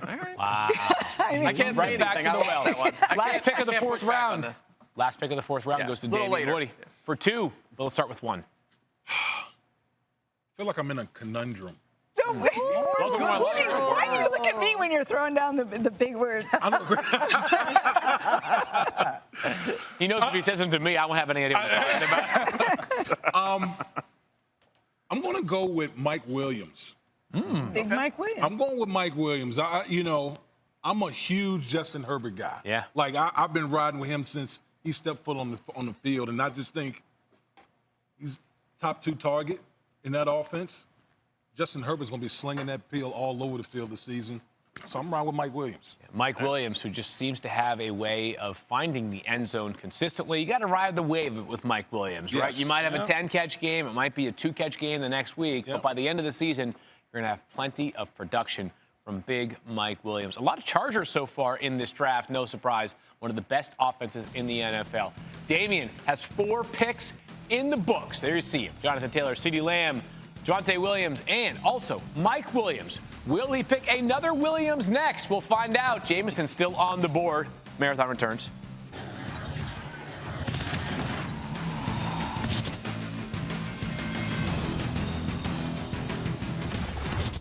Erin Dolan, Jason Fitz. The marathon never leaves if you're hanging out with us. And look, should be noted, Mike Clay, noted expert, will join us in a moment. He also made fun of Tyler's draft, so I feel pretty good about that. So I feel like that's a little confidence there. But we did see DJ Moore go at the top of this draft.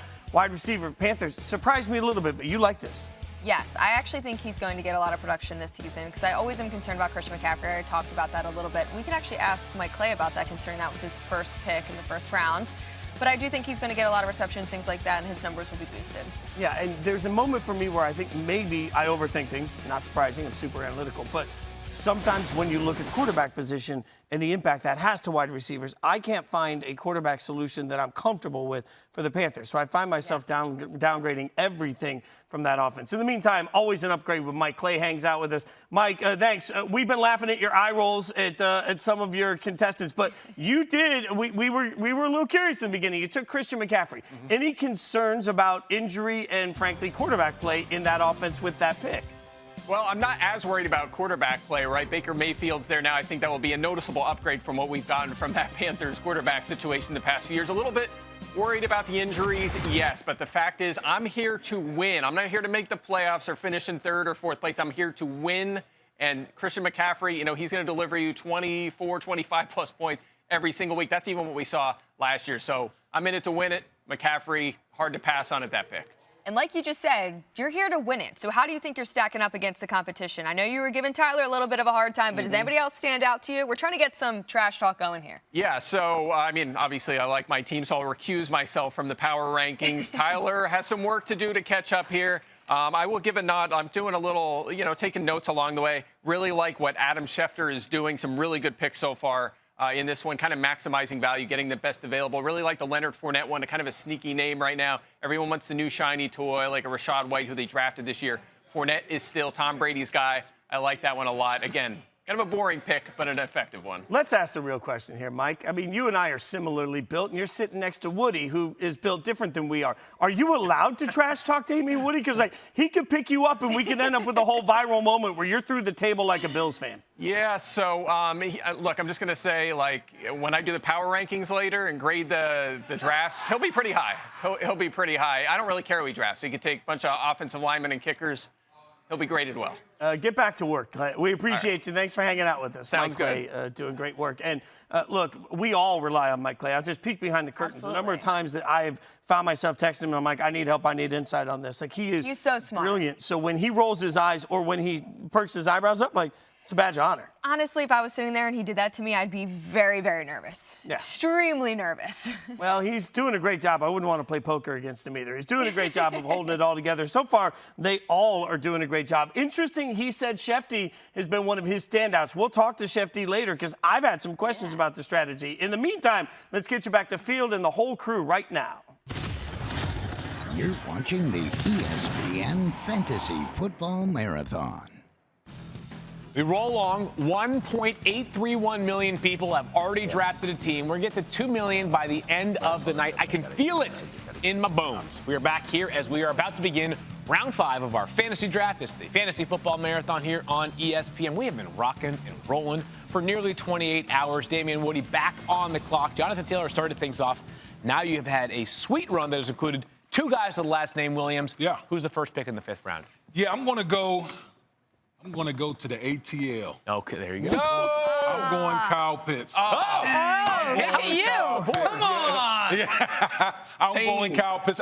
Listen, this is a situation where this offense might be hard to look at, but Kyle Pitts won't be hard to look at because he's going to be an absolute target monster. And I know he had some bad luck when it came to the red zone. That's not going to be the case this year. If Marcus Mariota or whoever the quarterback is down there is not force-feeding Kyle Pitts, then I will go down there personally and go see whoever's playing the quarterback position. And you don't mess with Damien Woody. That would be football negligence if they don't get in the ball a ton. Mike Clay, you're up here. Pick 42. I wanted Kyle Pitts, a potential game changer, but I will settle for a rookie, another young player that I think is going to make an impact right away. Breece Hall with the New York Jets. Obviously, Michael Carter is a passing down back there that's going to play a role, but Breece Hall is so good at football. I think he'll take a 15-plus touch role right away. Shefty had him as his league winner last night. I would have taken him. Oh, there you go. Yeah, I would have taken him there. Mike just snaked him from me. Pick 43, Shefty. Yeah, and I wanted a running back, and so when I look at that list of running backs right now, I'll just go Travis Etienne. No! These are very big feelings. Dang it! Every year you do this to me, man. We need to, poor Liz, we need to get her earplugs or something. Liz just quit. How about she got a raise, one of the two. So she had to sign up for this. I don't want to work here anymore. Etienne Jr. from the Jaguars, so much upside in the passing game. Love him. Stephania, you are up with pick 44. Yes, I am. And I need myself another wide receiver. And I'm looking around going, we love these wide receivers who have quarterbacks who are going to get them the ball, and we know that they're playmakers. So let's see. There's a quarterback who moved from... DK Metcalf, right? No, Mina, I don't. It's all I have now, guys. Is jokes. It's all I've got. I know. I thought to myself, I wonder what it feels like to be Mina Kimes. Maybe I'll take DK Metcalf. And then I thought, no, I don't want to cry all season. So I'm going to take. Wow. Come on. We're both NFC West fans. We can exchange barbs like that. Wow. I'm going to go with Jerry Jeudy because there's a quarterback that left Just keep the Seahawks. digging the knife deeper And into the now heart. it's going to open up that offense for the Denver Broncos. And I can't wait to see what Jerry Jeudy does. Had a high ankle sprain last year. Combine that kind of an injury plagued year along with some rough quarterback play. I think it's wide open for him. Love this that offense pick. this year. Mina on the board at pick number 45. Who are you taking? I've gotten really heavy on running backs, and I'm going to continue that and take Josh Jacobs here. I know he's battled some injuries, but this offense is going to be so hard to stop. It is going to be so hard for defenses to pick their poison with Darren Waller and Devante Adams. And I think they're going to devote more bodies to coverage. I think the Raiders are going to see a ton of light boxes, and I think Josh Jacobs is going to profit. I expect him to see the end zone a lot. As long as he stays healthy, I think he's going to end up really outperforming expectations this year. He's a guy that seems to find his way every year, right around RB20, and seems like a reasonable value at this point. Moody, you are back up on the clock. Yeah, I'm just taking a deep breath because I was kind of sweating a little bit. You know, I heard Stephania talking, and I was like, I know she's talking about Russell Wilson, and I know she's talking about Jerry Jeudy or Cortland Sutton, but I had a sigh of relief where she took Jerry Jeudy and not Cortland Sutton. So that's who I'm going with, Field. We're going with Cortland Sutton here. So in a great situation, obviously, with Russell Wilson. You know, he's a big receiver, very large catch radius. Russell Wilson's ball placement to continue the trend is exquisite. So I got to keep the trend going. So that's who I'm going with. Okay, there you have it. He led the NFL in air yards per target last season, did Cortland Sutton. Daniel Dopp, you're on the clock. Yeah, so I think I need to grab a running back here. And when I look at these running backs, they get thin really quickly. In fact, they're already quite thin. And I'm gonna take David Montgomery here to pair with Joe Mixon. He's always been really busy near the goal line, but last year, 5th with 36 carries inside the 5. If you can give me somebody that, not a huge pass catcher from that standpoint, but if he's getting goal line work in an offense that we're hoping is going to be better under Justin Fields, I'm getting a lot of value here with how far David Montgomery fell, so I think I'm okay with him in the 5th round. He played a ton under the previous regime. We hope that stays the same in this new regime. Liz Loza, who are you taking at pick number 48? I, like Mina, am very running back heavy, and so I'm looking at these wide receivers a little bit mad at my friend Eric Moody, who took Cortland Sutton. I was very excited about the potential of that. Instead, though, I'm looking a little further down these ranks, and I'm seeing Hollywood Brown, and I'm liking at least the top of the season when he reunites with Kyler Murray, since DeAndre Hopkins won't be available. By the way, Hopkins averaged 6.7 targets per game. Christian Kirk, who's also no longer at the team, averaged over 5 looks per game. That's nice volume for Hollywood Brown. I like the rapport. I'm going to take the upside there as my wide receiver, too. There you have it. Hollywood Brown goes 48 overall. Fulghum and Anita back on the board, picks 49 through 50. Fulghum, the good news is Twitter absolutely loves your draft. And by loves, I mean they are just completely roasting you. I'm getting Michael Scott Boom roasted all over the place on Twitter. I love it, though, because I'm liking the way that my draft falls for this pick in particular. I'm going to grab another running back here. I'm going to go A.J. Dillon, who I think has standalone value in this Green Bay offense. Of course, if something happens to Aaron Jones, then he becomes a top 5 weekly pick. But I think this Green Bay team is going to rely a lot on strong defense and a strong running game with that dynamic duo. We heard Aaron Rodgers say that he thinks both Aaron Jones and A.J. Dillon could catch 50 balls. So if he really makes a leap in that passing game, we know he's a hammer down near the goal line. I like A.J. Dillon to pair with Saquon Barkley in my backfield. Now he's taking backup running backs? That's what we're doing? Look, you're not going to get me to say anything bad about A.J. Dillon. I've seen how he treats mascots, and, you know, I'm not going to get in the middle of that like the guy. But, man, I mean, there's starting running backs out there. I'm just saying, man. I'm trying here, Tyler. I need to bring us on home in round 5 before Mike Clay says something he regrets. You want Miles Sanders? Do you want Miles Sanders over A.J. Dillon? Is that a starting running back you're telling me you want over A.J. Dillon? Come on. Anita? Just just note to the producers, whenever we do this, can I always just be in the situation where Tyler picks before me, please? Thank you, Matthew. Note to self. Listen, I typically don't want to draft a quarterback until at least round 7, 8, 9, but how can I not? Right now, listen, I'm looking at my roster. I'm set at the running back position. I'm set at the wide receiver position. I'm looking, all right, hey, maybe I'll take a little Miles Sanders. I like the dude there, Daniel Dopp, the wide receiver you've got in Detroit. But to me, I think Justin Herbert is going to have the season of all seasons. In fact, I've even put money down that he's going to win the MVP this year. 77 touchdowns in 2 seasons, and now a better offensive line, a plethora of talent to work with. How can I pass up on Justin Herbert right now? I can't. Yeah, he has set records through the first 2 years of his NFL career, and also you have the T-shirt, so it makes it that much more fitting to pick Justin Herbert. Herbo is off the board. Mahomes is still on the board. But a reminder, you can play fantasy football on the best ESPN app. Go to ESPN.com/FFL.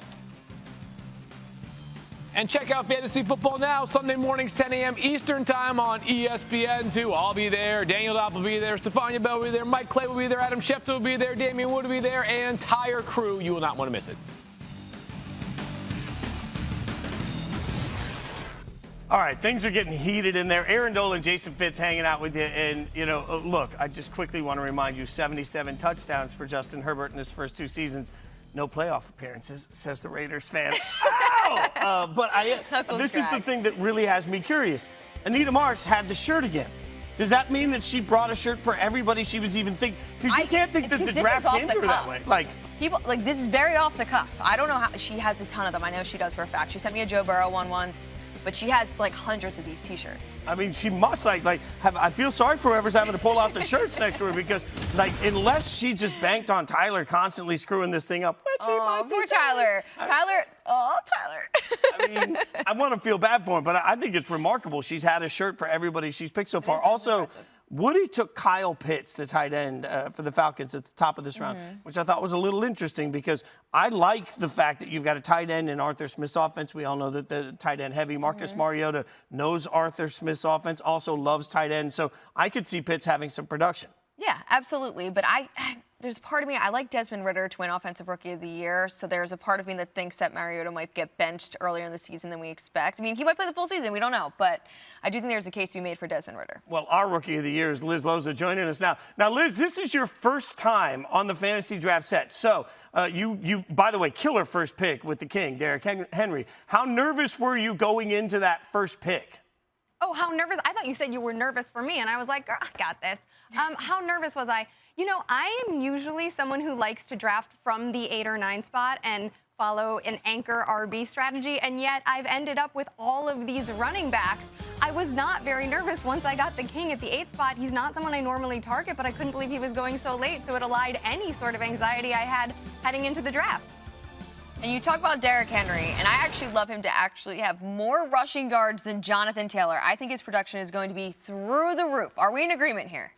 I hope so now. I appreciate that. I mean, I am a little bit worried about the foot, and mostly because the odometer rating is so high, and he is the, engine through which the Tennessee Titans offense runs. But over 8 games, he managed 21 fantasy points per game, and still on the season ended up the RB16. So, I mean, that kind of data makes me excited to have him leading my squad, especially since I have Nick Chubb, the best pure rusher in the NFL, arguably, as my RB3 for a backup. Come on. Yeah, I think that might have been a steal for you. We keep looking at the depth. Great work by you. Get back to work. We appreciate you hanging out with us. Thanks, doing great. The Chubb pick, when it went off the board, I immediately said, wow, I mean, you she's forget these out there. Now. Yeah, she's in a good position. She's crushing it, like the sleeping, the quiet giant in the room. We'll continue to get you back now to Field and everybody else. See how it goes from here. Fantasy football is back, and the #1 fantasy app is better than ever. The ESPN Fantasy app is here to help you all season long. Check out our newest features like more customizable scoring options, including unique scoring by position, and better features for keeper and dynasty leagues. Want to assign league keepers to a specific round of the draft? Now you can do it with ESPN Fantasy. And you'll absolutely love the updated and expanded league history that tells the tale of your league from the very beginning. It includes standings by season, winning percentage, longest win streaks, even your toughest and easiest opponents over time. Trash talking your league has never been easy. We're ready for the new season. Are you? Go to ESPN.com/FFL now or download the ESPN Fantasy app to get started. Better be ready for this upcoming season. Let's take a look at Mike Clay's best available players. They include Antonio Gibson, who weirdly was practicing on the punt protection team today. I don't know what to make of that. Brandon Cooks, DK Metcalf, Patrick Mahomes. He's still available. Plus Chris Godwin, Anita Marks. You are on the clock as we begin round 6. Yeah, I'm really surprised. We've got a number of pretty solid running backs that are still on the board. As you said, Antonio Gibson, Elijah Mitchell, as well as Mike Sanders. So Miles Sanders. But I'm leaning towards Gibson right now. I'm really curious how this offense is going to operate now that they have a better quarterback, a legit quarterback in Carson Wentz. I'm hoping that it kind of opens things up for them in the running game. Defenses aren't going to stock the box now because there'll be a threat at the quarterback situation. So I'm going to go with Gibson here. Antonio Gibson it is. I got to say, I'm a little bit worried that it's going to be so much of a committee, but we shall see in Washington. He is a good pass catcher when he gets opportunities. Not sure he's going to get enough. Tyler Fulghum, you and I got to talk here for a second because the internet's roasting you right now. Mike Clay is roasting you worse than the internet is roasting you right now. People are I'm getting some really good stuff. I will say this stuff. I love the hate. Yep. Keep bringing it. Yeah. I love it as long as it stays PG. Mike Clay has had some creative stuff, but I love my team here. Look, I got Travis Kelsey, who is the pass catcher #1 for Patrick Mahomes. I got Fulghum. Don't bother defending it because he who laughs best, laughs last, easy enough for me to say, laughs best. And let's go back to last year. At this time, through 6 rounds of the draft, where people were saying, is this guy Tyler Fulghum even on the ESPN payroll? Look at your draft through 6 rounds last season. Christian McCaffrey, you blew that pick, and it didn't matter. Joe Mixon, Darren Waller, Cooper Kupp, Josh Allen, and Jamar Chase in rounds 4, 5, and 6. That is a heater of all heaters. You, my friend, have nothing to defend. You know what you're doing. A guy might know what he's doing when he makes these picks here. So, again, I like my team for this year, just like last year, getting Kupp and Chase in the mid-rounds and drafting QB1. I got that QB1 again. I got the all-5 circumference team at running back with Saquon Barkley and A.J. Dillon. I have a #2 wide receiver in one of the pass-happiest offenses in L.A. with Allen Robinson. And I'm going to tie another #2 receiver to my quarterback and draft Gabe Davis right here. Stack him with Josh Allen. The same logic that applies to Allen Robinson applies to Gabe Davis right here. He has standalone value in that offense as a #2 wide receiver. Heaven forbid something happened to Stephon Diggs. Rocket ship to the moon with Gabe Davis. Just the same logic we would see with Allen Robinson. So, again, I love my team. Please bring it right now. I don't care about your ADPs. I have my draft board like Bill Belichick taking Cole Strange in the first round this year, baby. Let's go. I love it. He's getting mad. He's getting mad. In case you're wondering, it's Tyler_Fulghum, Fulghum on Twitter. He loves the heat. Liz Loza, you're back up next. This is why I love fantasy football, because you always go in with some sort of plan, and then you've got to let the plan go and see what falls to you. I am an anchor RB evangelist. Got 3 running backs, only 2 wide receivers, and for the first time ever, I'm going to take a quarterback. Why not? I'm taking Patrick Mahomes at the elite level. He has never been anything less than a top 6 producer in his entire career. Some changes, certainly, for him, but that division in the AFC West should continue to have him producing, and even with the changes and the hiccups that he had at the top of last year, he still ended up top 5. So I like my quarterback. Let's go with Patrick Mahomes. Patrick Mahomes, a 3rd quarterback off the board. Daniel Dopp, you are next up. Well, here's the thing, Field Yates. What is the thing, Daniel? I always get excited when I get to draft Detroit Lions. Oh, okay. I'm going to take Amon-Ra St. Brown. Of course you are. I'm going to take Amon-Ra St. Brown. Here's the thing. Last 6 games of the year, 31% target share or better. Is 30% of a target share good, Mike Clay? Is that good? Can confirm, yes. All right, what about when he had 41% in one of those weeks? Is that really high? That seems really good. All right, so let's say that he even has half as many points as he did in those final 6 weeks. He's still a top 30 wide receiver this year. I'm drafting him at his floor.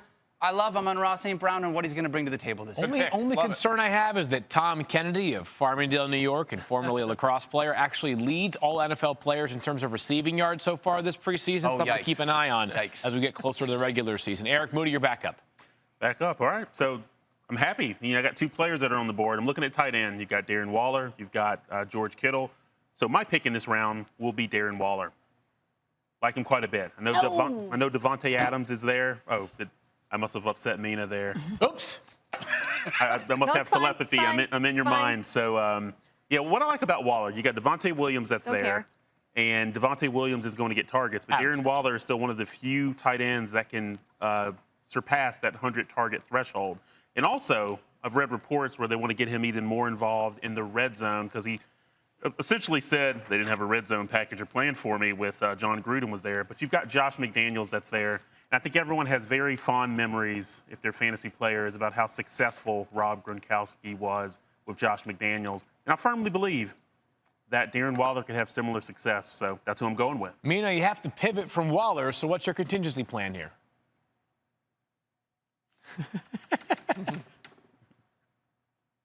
I'm going to do Kittle. It's the obvious pick here. I think that's sort of the end of that elite tight end tier. I obviously need a tight end.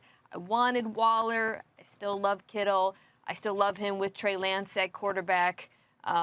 Just so reliable year after year when he's healthy. Yeah, I feel okay about it. I don't know. No, I'm fine about it. Yeah, I'm fine. I mean, no tight end has a better chance at 30 fantasy points in a week than George Kittle. He is truly one of one in that regard. Stephania, a 49er goes off the board, much to your chagrin. Who are you taking next? Well, of course, I got to take another 49er. I'm going to go with Elijah Mitchell with this pick. You know, oh, did I snipe one from you, Damien? Sure did. I love it. I love it. Look, I always like to provide depth in the running back position. It is the most vulnerable position, and no matter how healthy anyone is coming into the year, that's a really tough position to stay on the field for 17 games. Elijah Mitchell did struggle with that in his rookie year, but he was a revelation in that 49ers offense. When he came into training camp, they didn't know that he was going to be the guy that they relied on, but after an early injury to Raheem Mostert, Elijah Mitchell elevated and did things in their offense that they weren't necessarily expecting him to do. They've seen it. They want to try and protect him. That's why he's not doing much in the preseason. I know he's got a little hamstring issue right now, but they let him get healthy from the rib injury in the offseason, and they love it. Kyle Shanahan is going to give him the ball. He's a terrific runner. He's got great vision. There's nothing to complain about. Chef, well, one question. Schefter, you are actually on the clock now, but health-wise for Elijah Mitchell, we feel like there's a good chance he'll be available week 1. Yeah, I do. Yes. Hamstring injury, again, it's the kind of thing that they'll be careful with, but I think when week 1 rolls around, that's the thing you're always monitoring with a guy like Elijah Mitchell. He was banged up quite a bit last year, but when he's healthy, he's exceptional. Let me say this. Jimmy Ward has a more serious hamstring injury, and Kyle Shanahan actually compared it. So they're not that worried about Elijah Mitchell, but they're going to protect him. So I would say to everyone, don't worry that much about him not playing in the preseason. If Stephania says don't worry, I say don't worry. Schefter, you're now on the clock again. A run of tight ends there I liked. Quarterbacks I like, so I'm going to go to the next best quarterback on the board right now and go with Lamar Jackson. Baltimore Ravens quarterback who looks like he could be playing for a new contract. Lamar. Looks like he'll have a lot to prove. He's been going under 50 in most drafts. This is pick 58. Decent value here. 10-team league. Go quarterback. Schefter, he's the most prolific running quarterback in the league's history. Nearly 11 yards more per game on the ground than any other quarterback ever. The guy is a cheat code in fantasy. Mike, you're up next. Yeah, absolutely. I'm going to go with one of the most underrated players in the NFL, Brandon Cooks. I feel like every year we talk about how we continue to disrespect this guy in fantasy drafts, and yet here he is again at whatever pick this is in the 7th round. 1,000+ receiving yards and a top 20 fantasy receiver. 6 of the past 8 seasons, he's done it with 4 different teams. The guy is so good every year he gets it done. To get him in the 7th round, an absolute steal. Brandon Cooks, just seriously, it's like he went from playing with incredible quarterbacks early in his career, Tom Brady and Drew Brees, and you're saying, well, it's easy to have 1,000 yards when you have Tom Brady and Drew Brees. He continues to get the job done. He will be the main target in that Houston offense. Damien, you get to close things out in round 6 of our fantasy draft. You get 2 picks coming up. Who's the first? You know what, Phil? I don't know what kind of – we have some type of rapport going on right here. Yeah, we know what's going on. Because the foreshadowing is crazy. You mentioned Tom Brady, right? I'm going with Chris Godwin. I love it. This is going to be. Thank you. Again. Finally. Tom Brady is going to be slinging the ball all over the field again. We talked about the question on the offensive line, especially the interior. Are they going to be able to run the ball? Yeah. Well, guess what? I got 12 in the backfield. So I'm not worried about one thing. I'm going Chris Godwin. Chris Godwin, who last year when he got hurt was way outpacing Mike Evans in several important categories. And Evans, who's a great player in his own right, is going way ahead of Chris Godwin. I understand the ACL concerns, but at this point of the draft, not nearly enough risk to bypass somebody like Chris Godwin. We are not done. We still have 6 more rounds to go. And nearly 1.85 million people have already signed up. Join in. Don't miss it.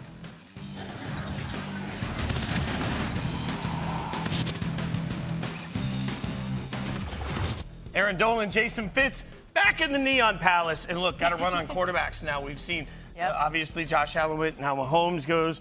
We see Lamar Jackson go. How do you like these quarterbacks? Well, Josh Allen's actually the favorite to win MVP right now. Plus 700. You got Patrick Mahomes right behind him at plus 800. I'm more in on Josh Allen. I think the Buffalo Bills are going to be really good this season, and I think the Chiefs are going to see some regression. Now, let me show my inherent Raiders bias, which I haven't done all show, but I actually really like Derek Carr in this MVP conversation.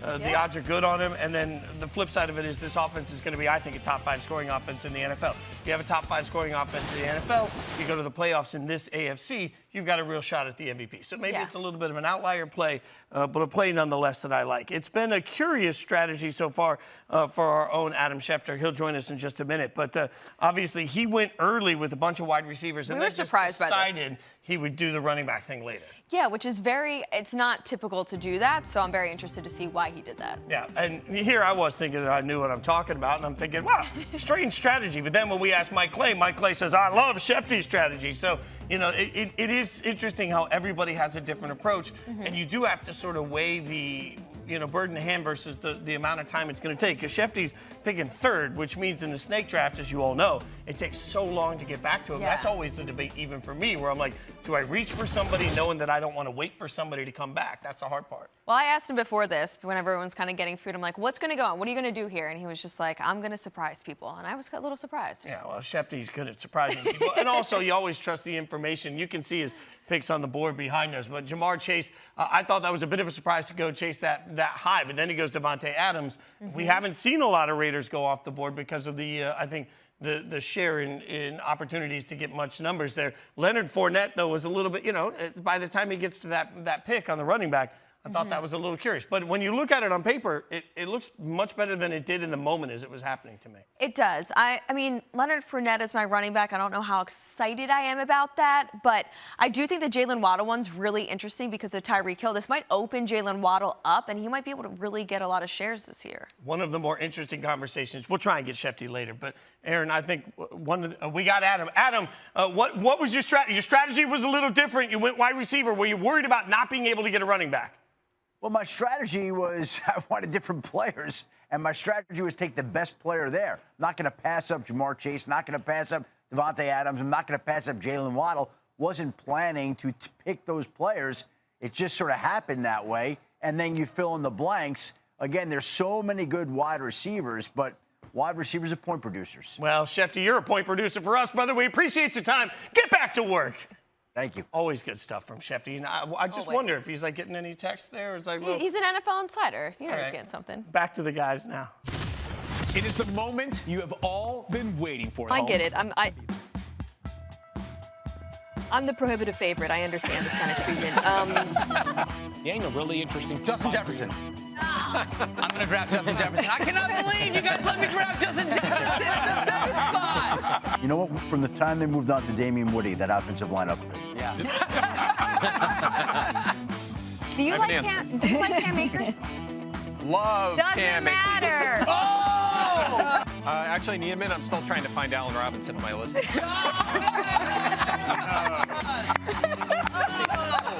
I'll just go Travis Etienne. No!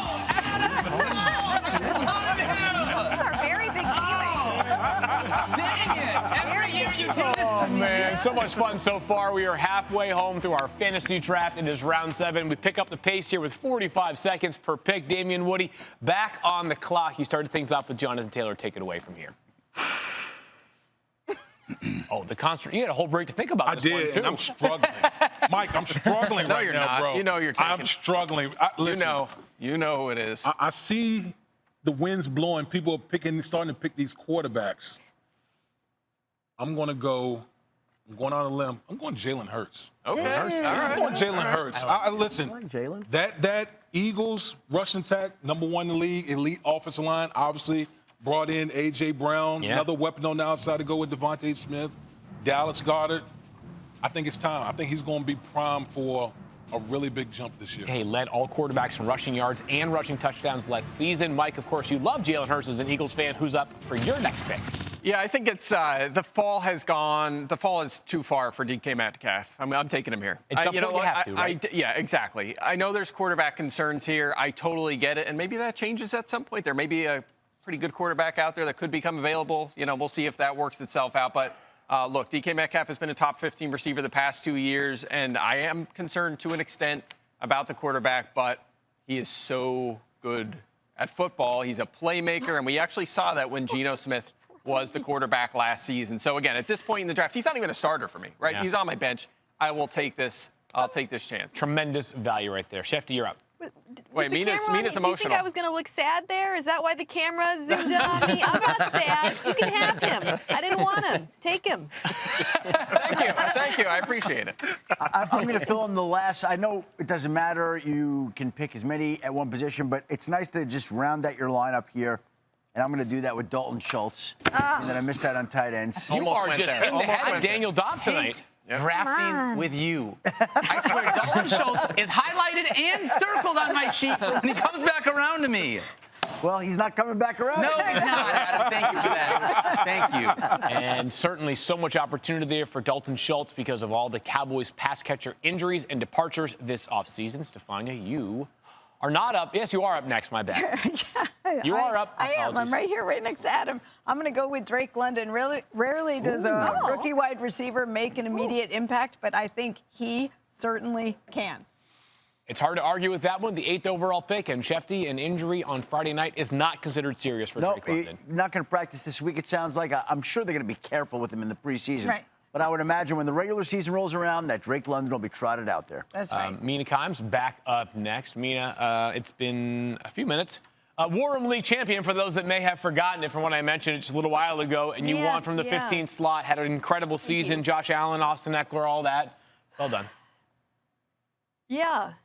As someone who rode Amon-Ra St. Brown to that War Room victory that you might have heard about just now for the first time, if you didn't hear about it earlier, I know the value of having a wide receiver on a bad team who gets the lion's share, pun intended in that case, of targets. And for that reason, I am going to go with Bears wide receiver Darnell. Yeah, my gosh, it's a how's it little going bit this far? risky, I like him. but to me, it's just look at that wide receiver room. It's obviously one of the thinner groups in the league. We know Justin Fields' greatest strength as a quarterback is throwing downfield. Darnell Mooney has the speed. You saw that connection on display a bit last season. I am not entirely optimistic about this offense, but I am optimistic about the prospect of him getting targets. Yeah, that's insane value to me for round 7. So we go from Darnell Mooney to Eric Moody. You're on the clock again. So Mina got me back because I was targeting Darnell Mooney. But I look at all these different receivers out there. There's a lot of great receivers out there. You got Michael Thomas. You got Rashad Bateman. And that's who I'm going to go with this pick. You got Rashad Bateman, Baltimore Ravens. And so he's in a position to get a ton of targets. And the buzz between Bateman and Lamar Jackson, the chemistry, it's been well publicized. It's there. This guy's going to have a monster season. Guy who last year was limited by injury, but did find the end, or struggled to find the end zone, I should say. Perhaps that changes this season. Daniel Dopp, you are up next, pick 67 for you. Yeah, so here's what's tough, Field. I really didn't want to take a tight end here, but I know that Anita Marks does not have a tight end yet, and I'm worried about her potentially drafting one at the turn. So I'm going to take T.J. Hawkinson here. Your doppelganger. To fill out my tight end position. If you could let your hair down right now, I would make you, because you have never been spotted in the same place as T.J. Hawkinson. It's never happened. Nah.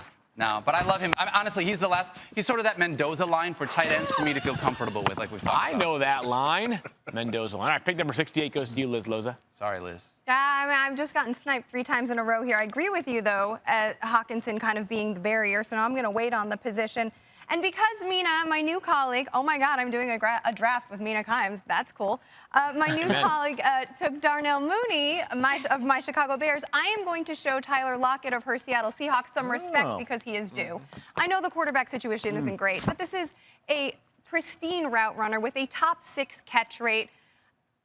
At this point, on my bench, please give me Tyler Lockett. I'll be honest with you, Liz. It's really not that cool when you draft with Mina because, like, 6 months later when the season's over, you realize that your team wasn't as good as hers. So, Mina, biggest champion from this past season in the War Room League. Just one more time. Let's go back out to Vegas for the end of round 7. You almost hit 10 mentions. You're almost there, Field. She's getting a lot of love for her win. Again, Josh Allen, Cooper Kupp, Jamar Chase last year on my team. We know who you got next, so that's going to spoil it there in Las Vegas. But I'm going to go, I heard Eric Moody say Michael Thomas's name, and I know we haven't seen him in a long time, but I think this New Orleans Saints passing attack, I mean, think about who they had last year to throw to. There was no one there. Now it's Michael Thomas, Jarvis Landry, and Chris Olave, and Thomas has looked pretty good so far. So I think Jameis Winston, his ability to push the ball vertical down the field, I like Michael Thomas to bounce back, especially at what we are, round 6 or 7 right now. I'll take Michael Thomas. Looks like Anita is foreshadowing her next pick because she is in Las Vegas with a player who plays for the Raiders. That's right. How great is this that, like, every player I coveted, I brought the T-shirt here to Las Vegas, and I'm able to wear them when I draft them. So, yes, I'm going with Hunter Renfrow. I think the world is sleeping on Hunter Renfrow. You guys know how much I love the Combine. I love going there. I love talking to scouts. And every scout has just sung his praises. He is one of the best wide receivers against man-to-man coverage. And with Devante Adams now here in Las Vegas, man, the world is going to be his oyster. 9 touchdowns last season, over 120 targets. Love me some Hunter Renfrow. So I'm going Hunter Renfrow here for sure. Third and Renfrow, the ankle-breaking machine closes out the proceedings in round 7, which means we still have many, many picks ahead, 5 more rounds, and still available some old faces and new places. Amari Cooper, he plays for the Cleveland Browns. You may have heard that. Juju Smith-Schuster, he might be Patrick Mahomes' #1 wide receiver. What kind of value is there in that? Based on this point of the draft, I'd say plenty. Find out where he goes next.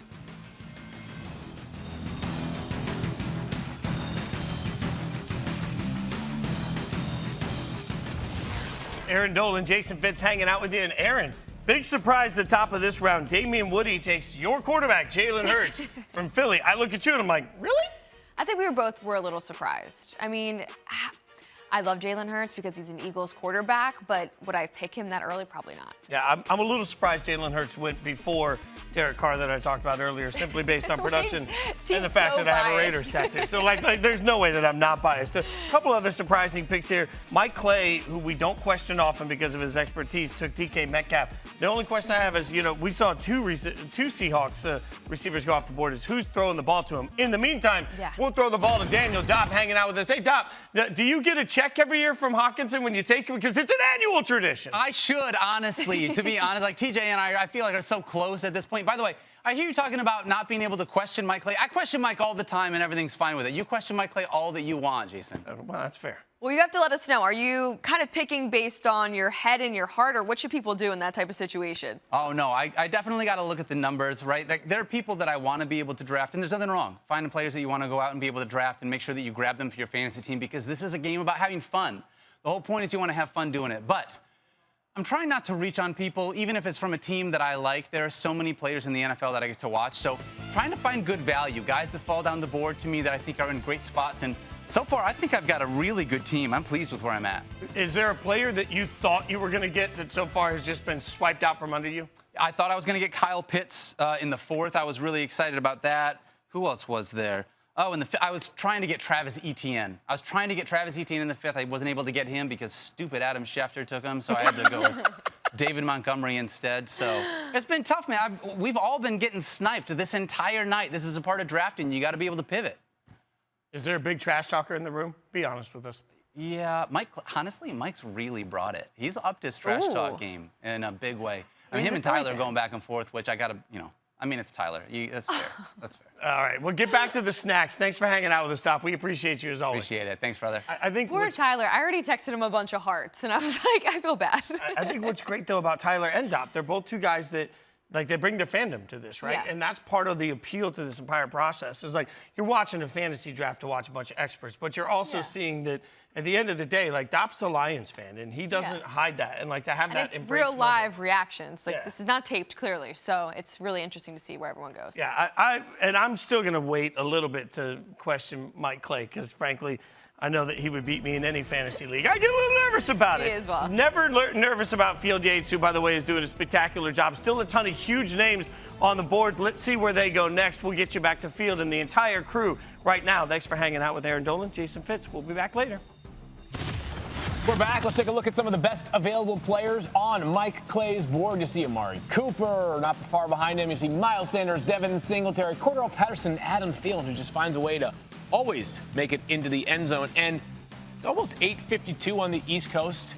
Around 9:40-ish is when we're going to hit the graphic for a certain player named Allen Robinson. Has he gone off the board? That was what we were scheduling in our notes. Yeah, it should be double-digit rounds, I would say.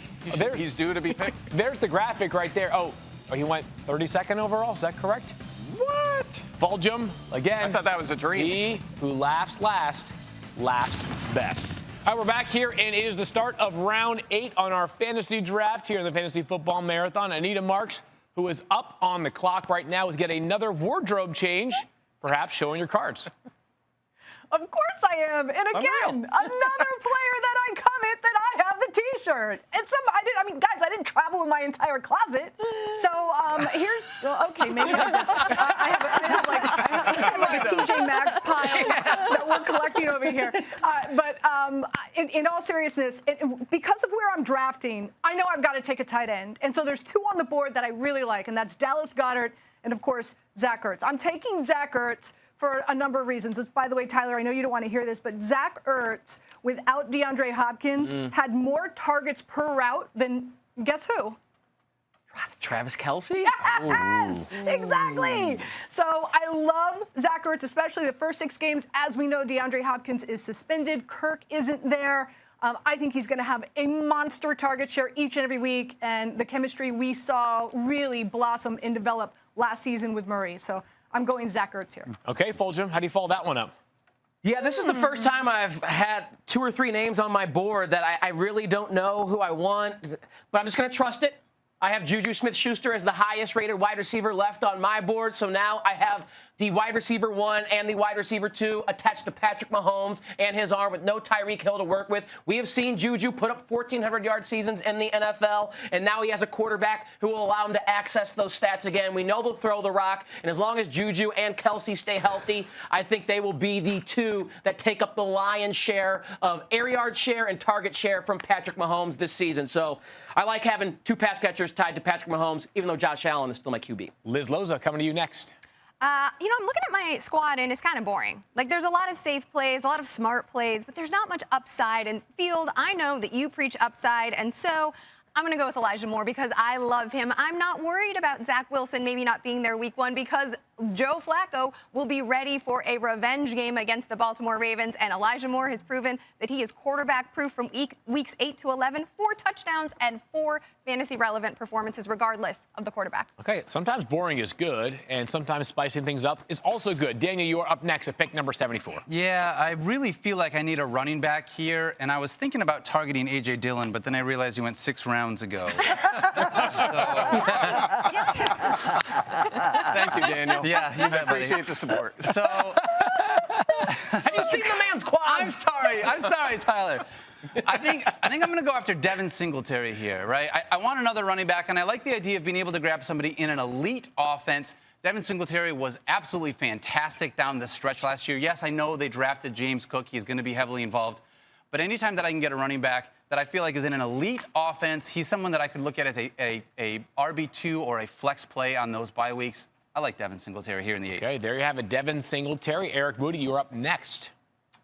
Yeah, I'm torn here. I was thinking, should I go quarterback or should I go another position, wide receiver? But in an effort to stay balanced, I think with this pick, I'm going to go with Kareem Hunt. Like him quite a bit. You know, I would say the running back duo in Cleveland, you know, with Kareem Hunt, Nick Chubb, they were going to be actively involved, and so I like him quite a bit. So he's a great target for my team as an RB3. I was this close to taking Kareem Hunt. I felt like you were. Number 76 is up to Mina Kimes. So, Mina, who are you taking here?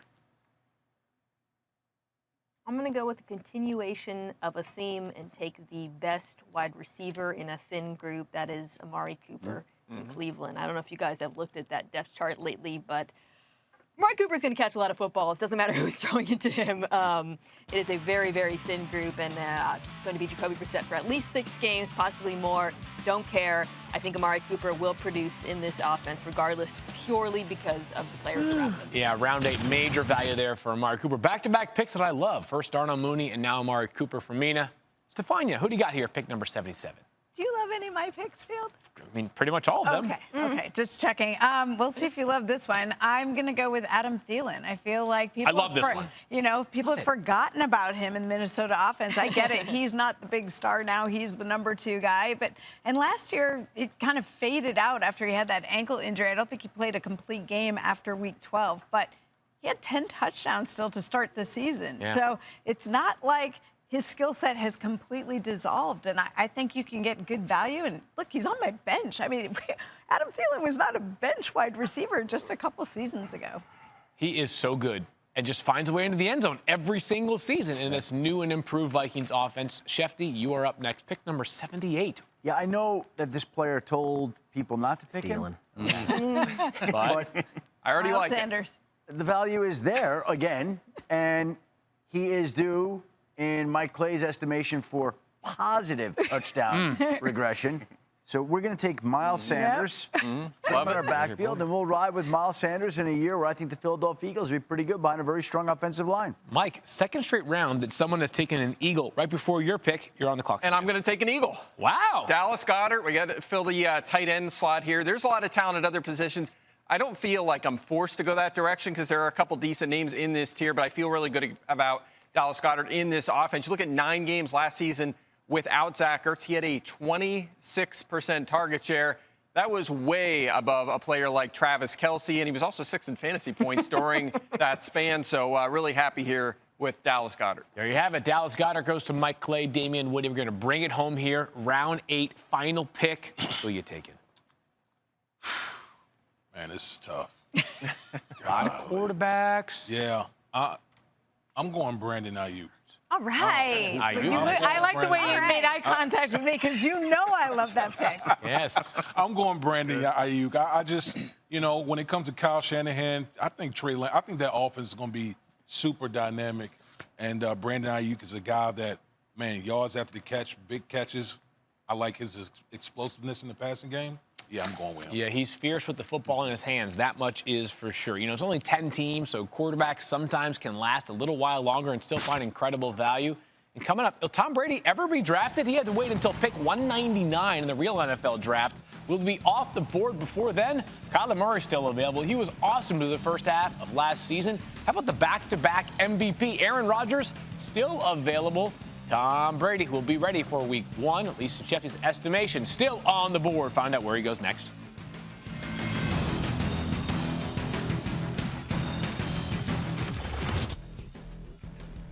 Erin Dolan, Jason Fitz hanging out with you during the breaks here as we get you caught up on everything you need to know for the Fantasy Football Marathon. We're going to be joined in just a minute by Stephania Bell.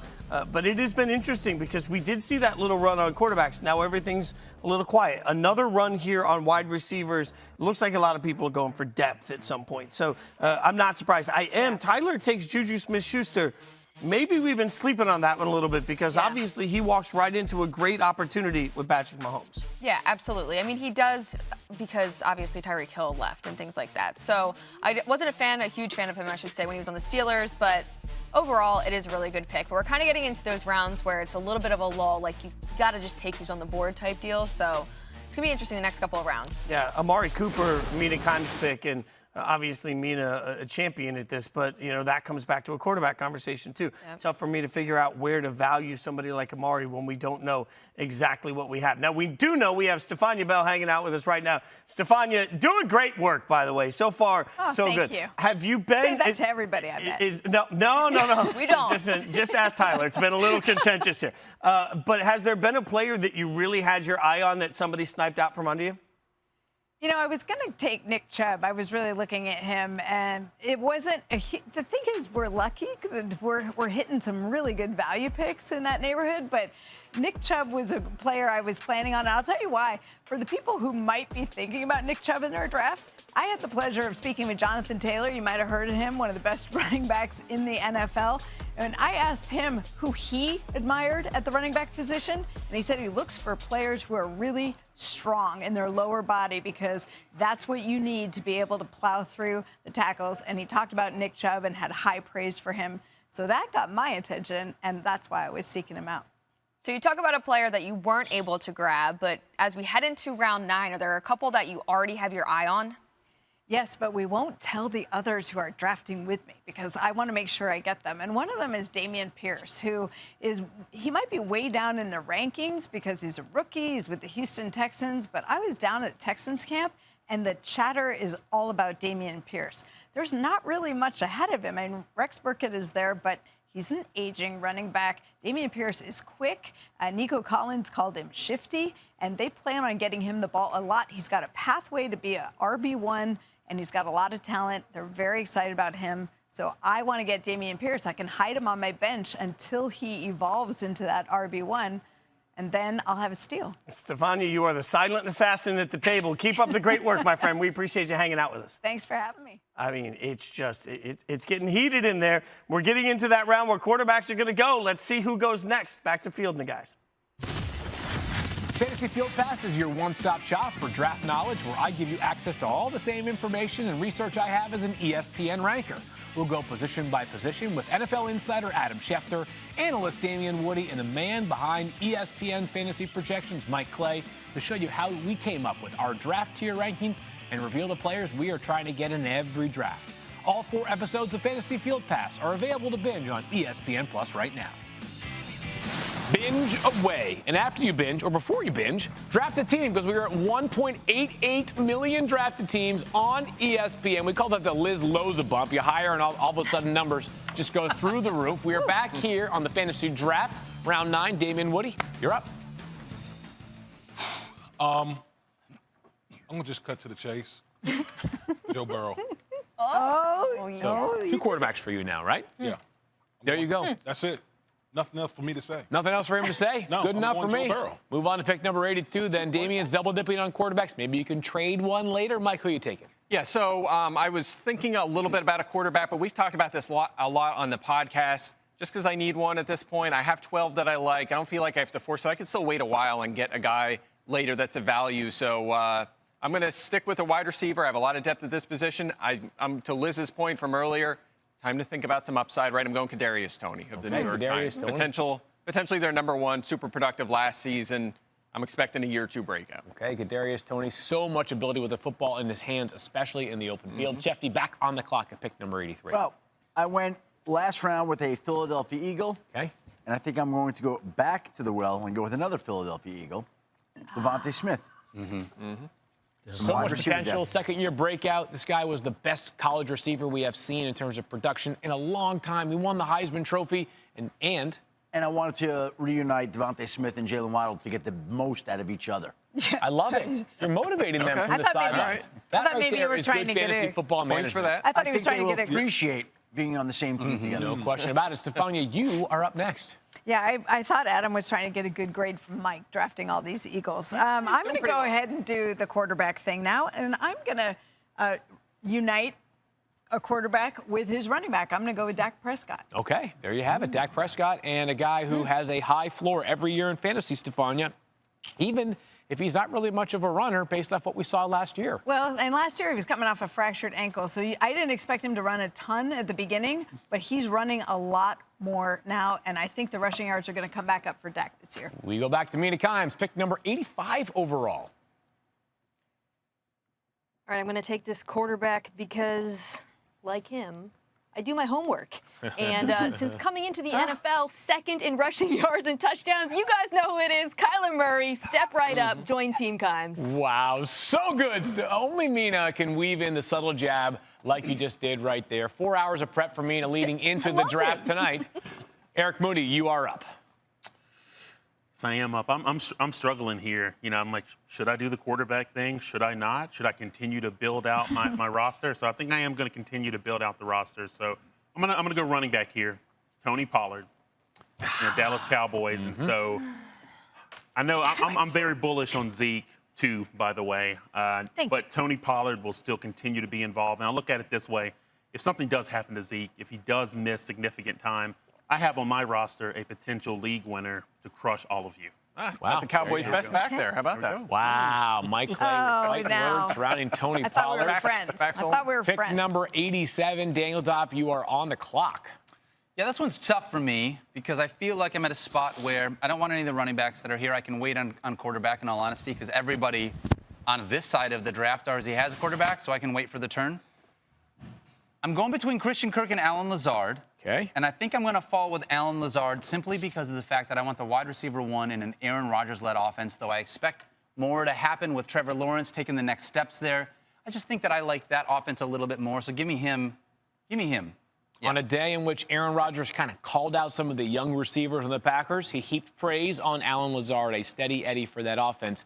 Liz, before I get to you and your pick at 88, there is just one NFL team that through nearly 9 rounds has not had a single player drafted in this here draft. If anybody can name the team, free pizza from the cafeteria on me. Liz, who are you taking here, pick number 88? I think I might be able to get some free pizza because I'm going with Ramondre Stevenson. Hey, the streak is over! Wow. I had no idea you were doing that. Well, we're mind melding. Look at this, JJ and Aaron Rodgers here. I love that he has improved his pass catching work, especially with the news that James White obviously is retiring. And in the 2 weeks in which Damien Harris did not play, Ramondre Stevenson scored 2 touchdowns each week. 4 touchdowns in 2 weeks when Harris was out. Harris obviously struggled with some soft tissue stuff, so I like the backup call. So much talent. If Ramondre Stevenson was the Patriots' lead back unto himself, he'd be inside our top 15 probably every single week. Back out to Vegas for Tyler and Anita to bring things home in round 9. Yeah, I know a few of you out there, based on my draft, may think I'm on some kind of performance-enhancing drugs, but I'm going to go with the guy who, despite a 6-game suspension to start the year, once he comes back, I can plug in as a wide receiver one, and that is Deandre Hopkins. I'm going to take him, stash him for those first 6 weeks, but when he is back, we know Kyler Murray loves throwing the ball to DeAndre Hopkins. I can't be the only one who thought he was going to say ayahuasca there, right? I just want to throw that out. I thought you were going with the psychedelic trip. I haven't been down to South America with a shaman with Aaron Rodgers yet in my life, despite what my draft may indicate. All right, Anita, you're back up. And with the, what round are we in? I don't round even know. 9. We're round 9. I'm taking James Cook. And yes, I actually have a James Cook. He's got merch already. Wow. Don't know how she does it. Don't know how she does it. Wow. All right. For a lot of reasons. I don't think people realize that this is hands down the best pass-catching running back that was drafted this season. And what happened last year? The biggest weakness for the Bills was their backfield, right? They even tried to get Matt Breida involved, and nobody could do it. I really believe that James Cook is going to have a monster year, especially in the passing attack with this dude's quarterback, Josh Allen. Okay, there you have it. And by the way, if you're wondering to yourself, how many times has Anita Mark changed her shirt tonight? We're going to tell you the answer right now. We went from, to start things off, Deandre Swift. She just keeps going oh my and going and going and going. It's a halftime act of an NBA game. Well done by Anita Marks. Round 10 comes up next. No wardrobe malfunctions there.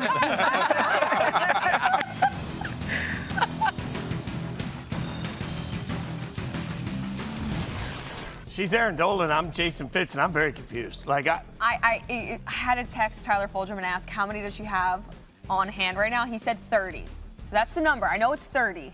I feel like it's got to be more. How is that even possible? Well, and that you just saw the video, like she's layering them too. Like it better be cold in that studio, because I'd be like schwitzing, like putting in a picnic. Like there'd be like just all sorts of water. Also, just going through trying to find it real quick and knowing that it's not going to be taken. Maybe she has like one of those like T-shirt machine things, the Cricut thing, is she's like over there designing, putting the logos on. I mean, she's having a killer job, but this just feels like it's a lot of work. It's like a magician. It's very confusing. I'm not sure how it's going down, but it is. And that studio is like, it's on the Strip in Vegas. It's not like it's an easy location to just bring in 30 extra shirts. No, I mean, you're walking through the casino with 30 shirts. People might be a little confused. Yeah, I mean, and you're parking, you're walking from your car, you're making 2 trips. Like, I really wish we had Anita later, because I'm wildly confused. If anything you can pack in your bag, she brought 30 shirts. I mean, that is spectacular work by her. Eric Moody joining us now. Eric Moody, how many shirts did you bring today? Well, I think I only brought one. I'm just shocked that she has so many shirts for all the various players, and I must admit I am very impressed with the James Cook shirt, considering he's a rookie. I'll leave it at that. Yeah, I think she's pulling one over on us. By the way, I was impressed that you got superstar Darren Waller as a lifelong diehard Raiders fan in your draft. Has there been a guy that you found yourself drafting that you said, "Oh my God, I can't believe he's still on the board"? Yeah, I think Darren Waller is one such player. I was surprised with Kareem Hunt. That's another one. He's a solid, flex option RB3 that I think gets often overlooked in drafts. I know those are 2 picks that came to mind, and I'm still kind of thinking about, quarterback. So I may grab a quarterback in this next round. I know it's a couple of quarterbacks that are available late that I really like. So that's kind of where my head's at right now.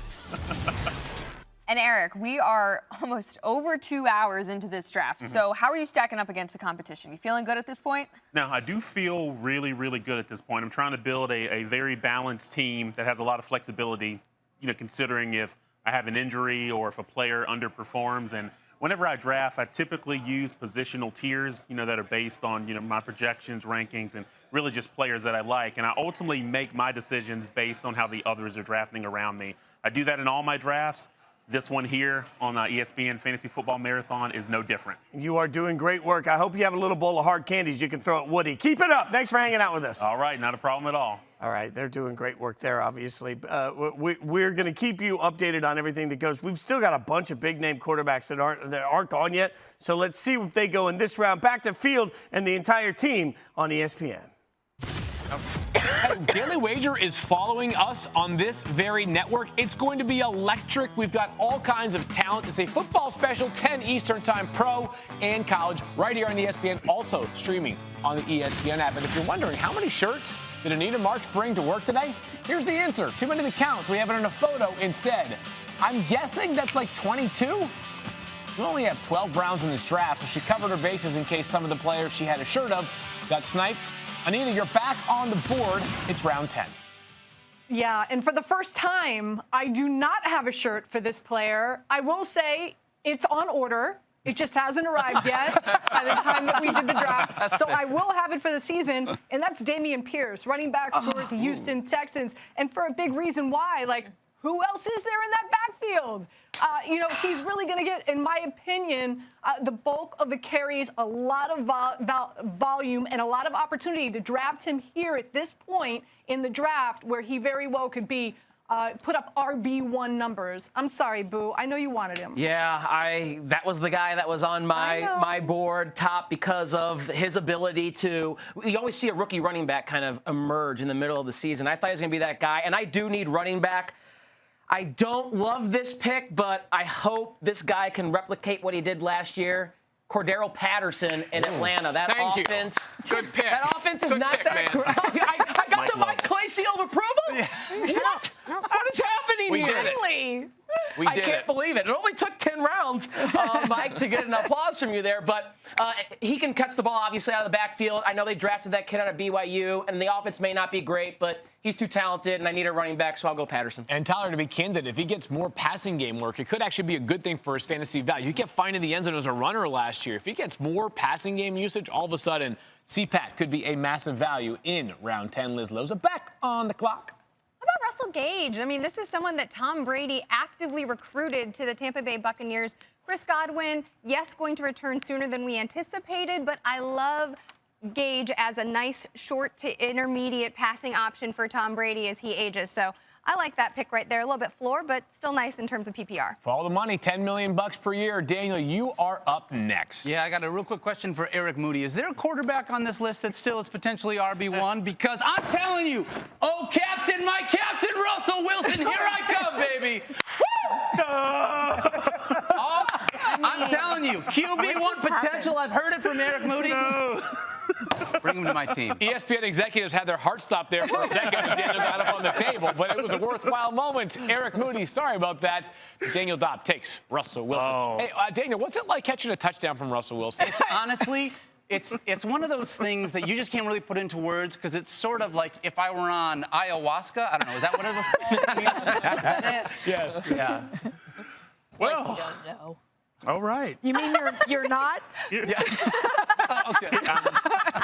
Don't answer that. I'm speechless. I'm speechless here. I thought I was going to be dancing like Star-Lord and Guardians of the Galaxy at the beginning, come and get your love and, doing the dance. But, you crushed me here, man. I knew it. You crushed Yeah, me. I'm sorry. And I knew you were going to do that because I know that Liz, she had Patrick Mahomes. I'm like, I know she's not taking a quarterback. And then you just have to do it. But as always, my friend, I always have a contingency plan. So it is time for my team to take a quarterback.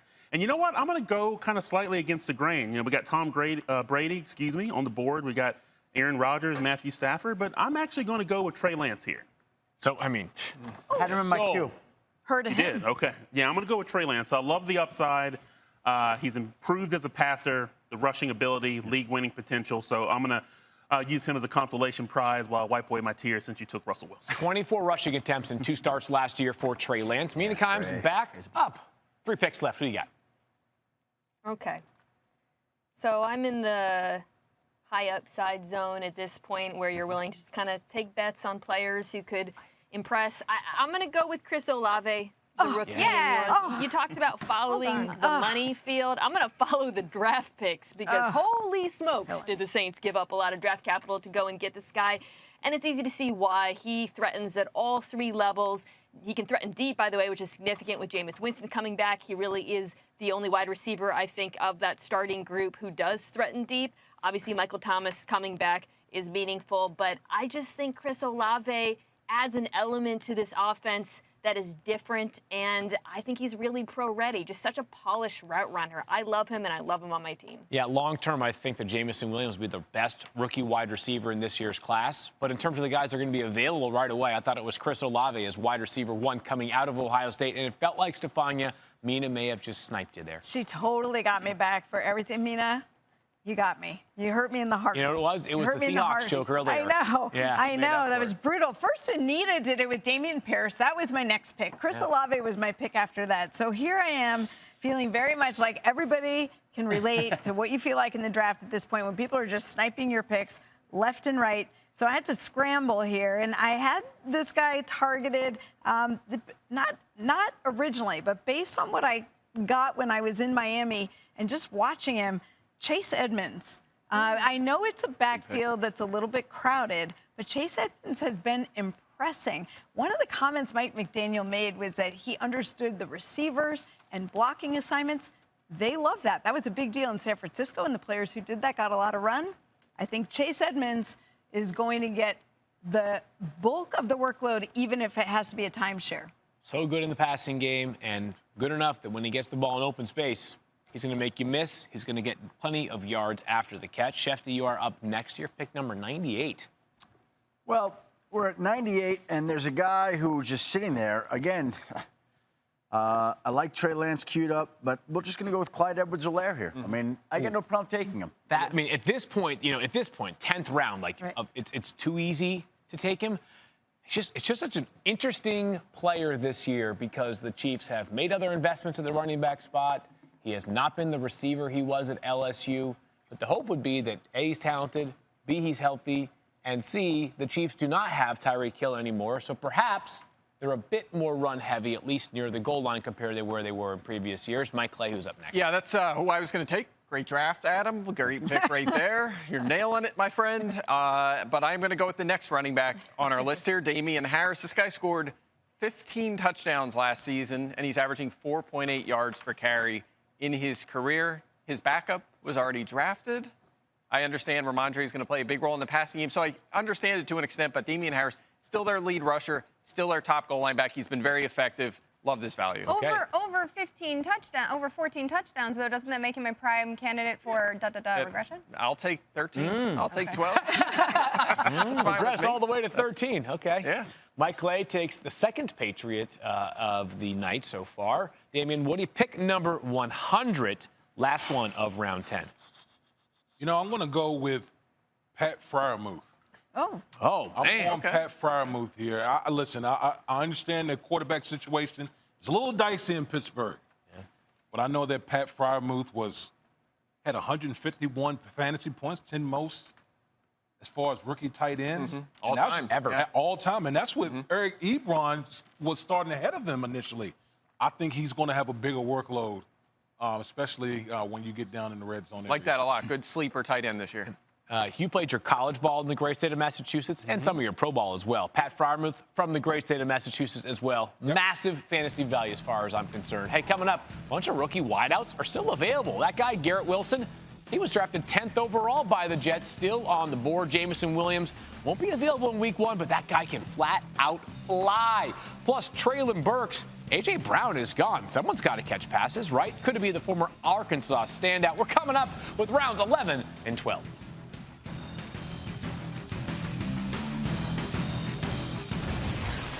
Erin Dolan, Jason Fitz getting you caught up during the breaks. And look, I think it is kind of funny.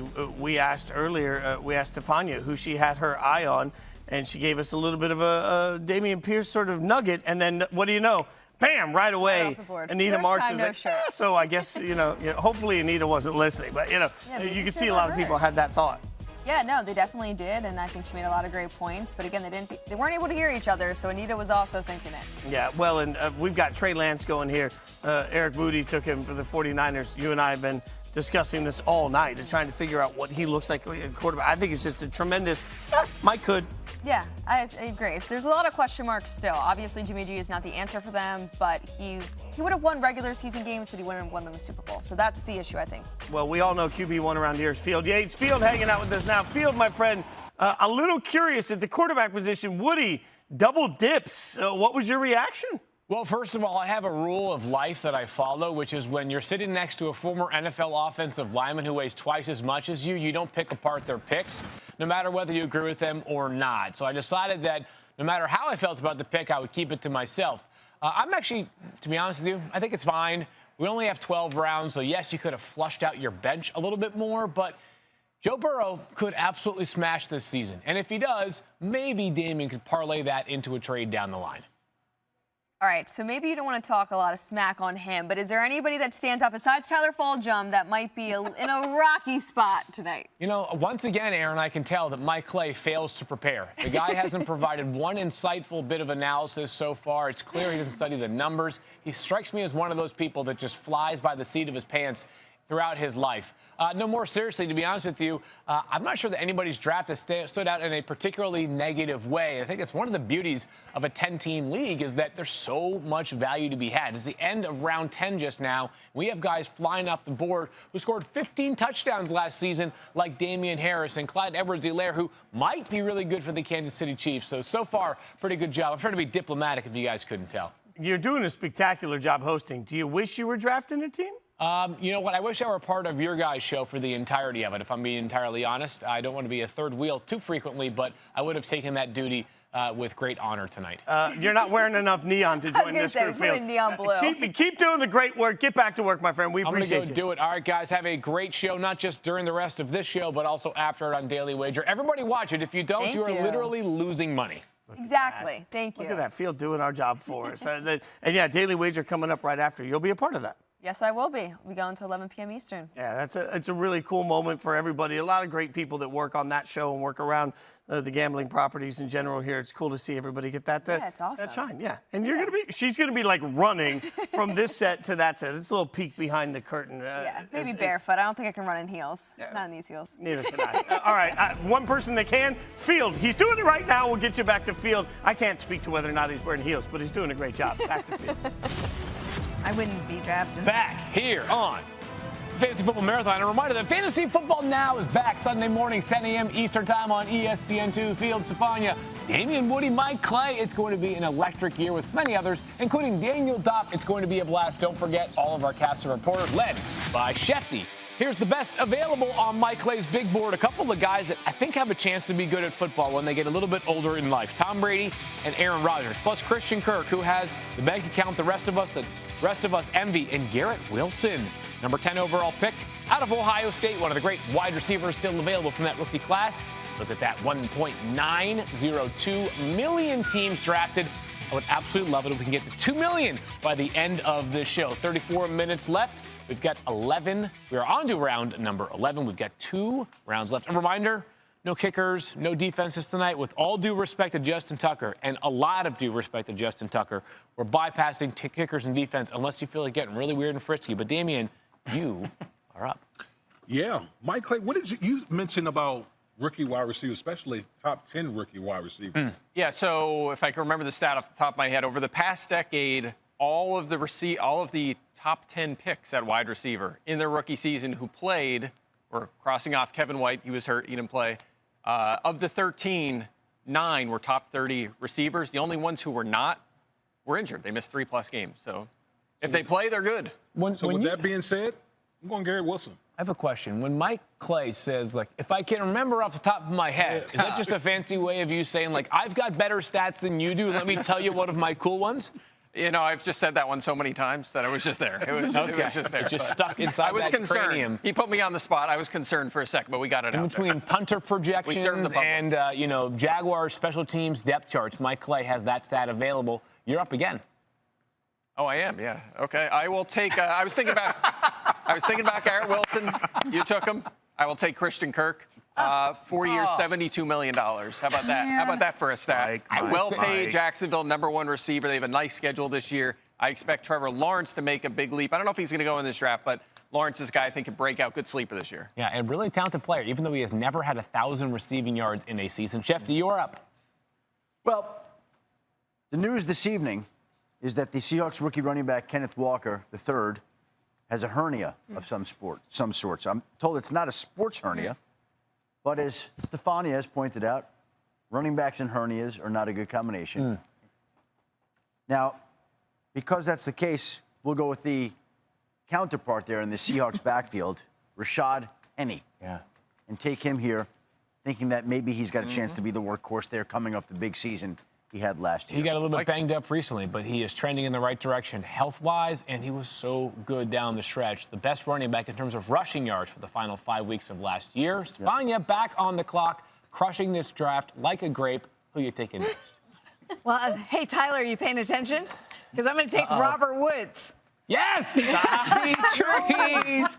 This happened last year with Stephania. Yeah, Robert Woods no longer with the Rams, but out with the Titans, coming off an ACL injury. But remember, he had it pretty early. He had the ability to work with one of the best medical staffs in the country during all of his rehab. The Titans obviously felt comfortable bringing him over.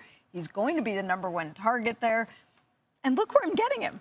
The value is there. By the way, the Titans can't afford. You look at their roster right now. They need Robert Woods in a hurry. Because if he's not available early on in the season, who's catching passes? Traylon Burks, obviously a first-round pick. He'll get some work, but they need Robert Woods in a hurry. I love that player. I love that pick, Stephania. Mina Kimes, you're up next. Man, I wanted Robert Woods. Thank you. Yes. Snaked me. Did it. Oh, boy. Okay. What to do? No, that's too weird.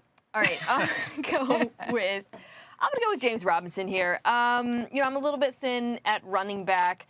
I did watch, like the rest of you, Travis Etienne touch the ball approximately 500 times in the Jaguars' first preseason game, but he is coming off a major injury. Even with him healthy, James Robinson is going to get touches, especially near the goal line. If Travis Etienne, God forbid, does suffer any other kind of injury, Robinson is running back 1. So it feels like a safe insurance pick for me. What an underrated player he has been since going undrafted just a couple of years ago. Eric Moody back on the clock. He got 2 picks left. Make them count. Yeah, back on the clock. So number of players I'm looking at.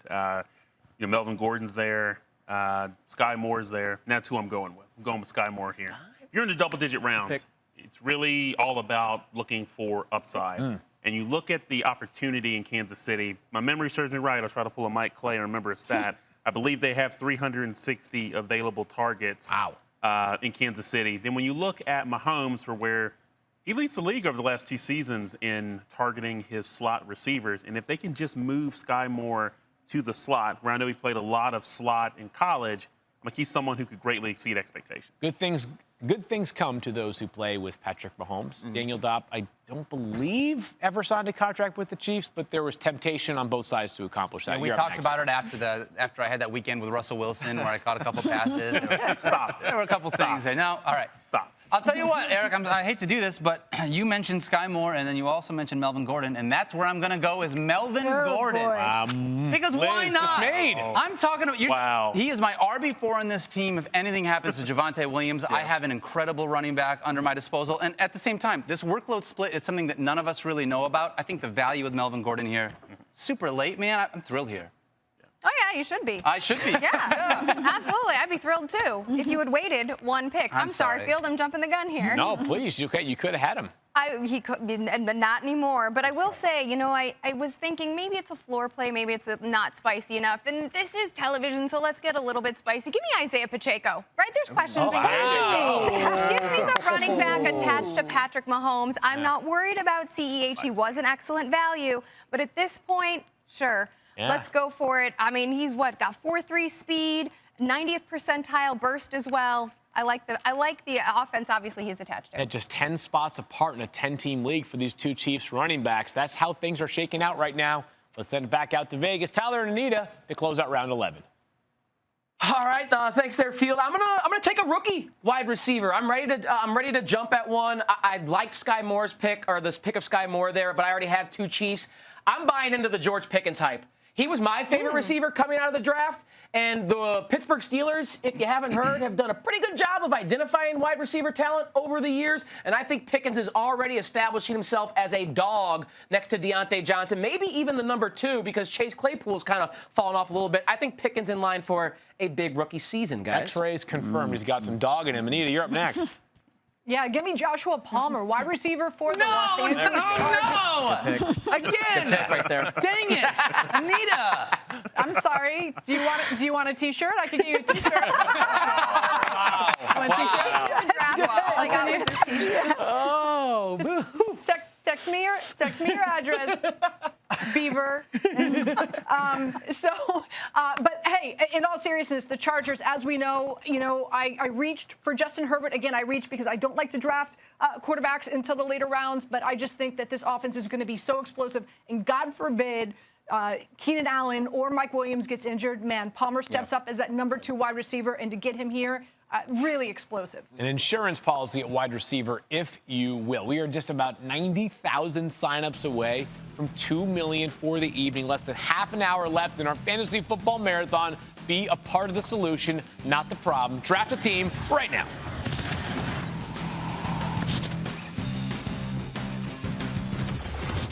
Erin Dolan, Jason Fitz, they are crushing it in studio. Well, we're getting to that depth period, right? So there was a big argument about some of the players that everybody seemed to have their eye on. Robert Woods, the wide receiver that goes to the Titans. Stephania picks. Yeah. Like the whole room got kind of bummed by that one. But somebody that in the Titans could have a great shot. Actually, Mina Kimes joining us now, and we'll go straight to Mina. Mina, so far you've been sniped several times. What snipe is the one that stands out to you, where the one you're just angry about still? It was the last one, getting Robert Woods taken out from under me because I didn't have a plan B. So that's purely it. I did want him, but it was more so that I didn't really know what I was going to do if I didn't get him. And Mina, you won it all last season, so how are you feeling right now with the roster that you have in hand? Feeling pretty good. Looking at it right now, I really like my running backs. I've got Aaron Jones and James Conner, and then Josh Jacobs in the flex. I think that's a really nice trio. Now it's kind of the opportunity to take some shots at some higher upside players. I thought Chris Olave, where I got him later on, was I think that's a player with a ton of potential with Jameis Winston playing quarterback. And then with Darnell Mooney and Amari Cooper, I went with teams where the wide receiver depth charts are just not great. So even if those offenses aren't prolific, and I candidly don't expect either of them to be, they are, to me, the unquestioned wide receiver one in both of those teams. Any concern about the quarterback position and how it impacts the production for somebody like Amari? You know, not really. I mentioned this during our show, but last year I won with Amon-Ra St. Brown. Jared Goff, not a great quarterback, but Amon-Ra St. Brown really was a target monster. And I think at a certain point, if you can identify a wide receiver who's just going to get all of the targets, it really doesn't matter who's playing quarterback. That's an amazing point. Is there anybody that you're kind of keeping an eye on heading forward? On my team or just generally? Generally. Because we're almost wrapping things up here. Like to pick? To pick, yes. Yeah, well, there's some. I mean, I kind of don't want to tell you guys who I'm going to pick because I think my colleagues are listening in. So that's fair. All right, fair point. Mina, great job. Not only close to the vest. Not only have you done a great job with your team, but the homework line was an all-star line and an all-star moment from this. So great work. Keep kicking everybody's butt, my friend. Thanks for hanging out with us. Appreciate you guys. Thanks for having me. Now, I mean, obviously they can't hear, but you know, I thought maybe better we'd get safe than sorry. something out of an expert. I mean, a little bit. It's better safe than sorry when it comes to very true, especially when we're into the last round. And so we'll see. We've got one round remaining, which means one last opportunity to see the digs that everybody makes at each other. Field and the entire group, back to them. In the fantasy football marathon, you have two choices. You can watch the Daily Wager football special and make money, or you can not watch it and willingly lose money. You make many choices in life. Sometimes there are difficult ones. This one is not difficult. It's right here on ESPN Plus, streaming live on ESPN, on the ESPN app. Tyler, Anita, Aaron, Doug Kazarian, Jason Fitz, the entire crew will be there to talk about football, including our buddy Chris Felica. We call him the Bear. We're back here, and we're into the final round of our draft. Tyler and Anita, your final pick. Make it count. Anita, you are up first. So if we were going to actually play this league out, I'd probably go Jamal Williams here just to handcuff my Deandre Swift pick that I had earlier on. But I want to make this fun, and I love Rondale Moore this year, wide receiver for the Arizona Cardinals. Again, DeAndre Hopkins, we've talked about it a lot tonight. Suspension for 6 games, no Kirk there, right? Like, and everything we're hearing out of camp is that he has been turning heads. He's been really explosive, and I think he's going to get a really nice target share. And he's so uber athletic. I think he really shines this season. So I'm going Rondale Moore, wide receiver for the Arizona Cardinals. Love it. Rondale Moore goes off the board. Pick number 111. Tyler, your final pick. And for those that have missed it, none of your picks have been dull. Well, I don't think this one's going to be dull either. I went with a youngster who's got that dog in him, and George Pickens with my last pick. I'm going to go with an old head who I still think has some dog and some gas left in him, and that's Julio Jones. Whoa. He's now catching passes from Tom Brady, baby. Is he? Yeah. How many games is he going to play this season? Over, under 10. We've got a gambling show in 5 minutes.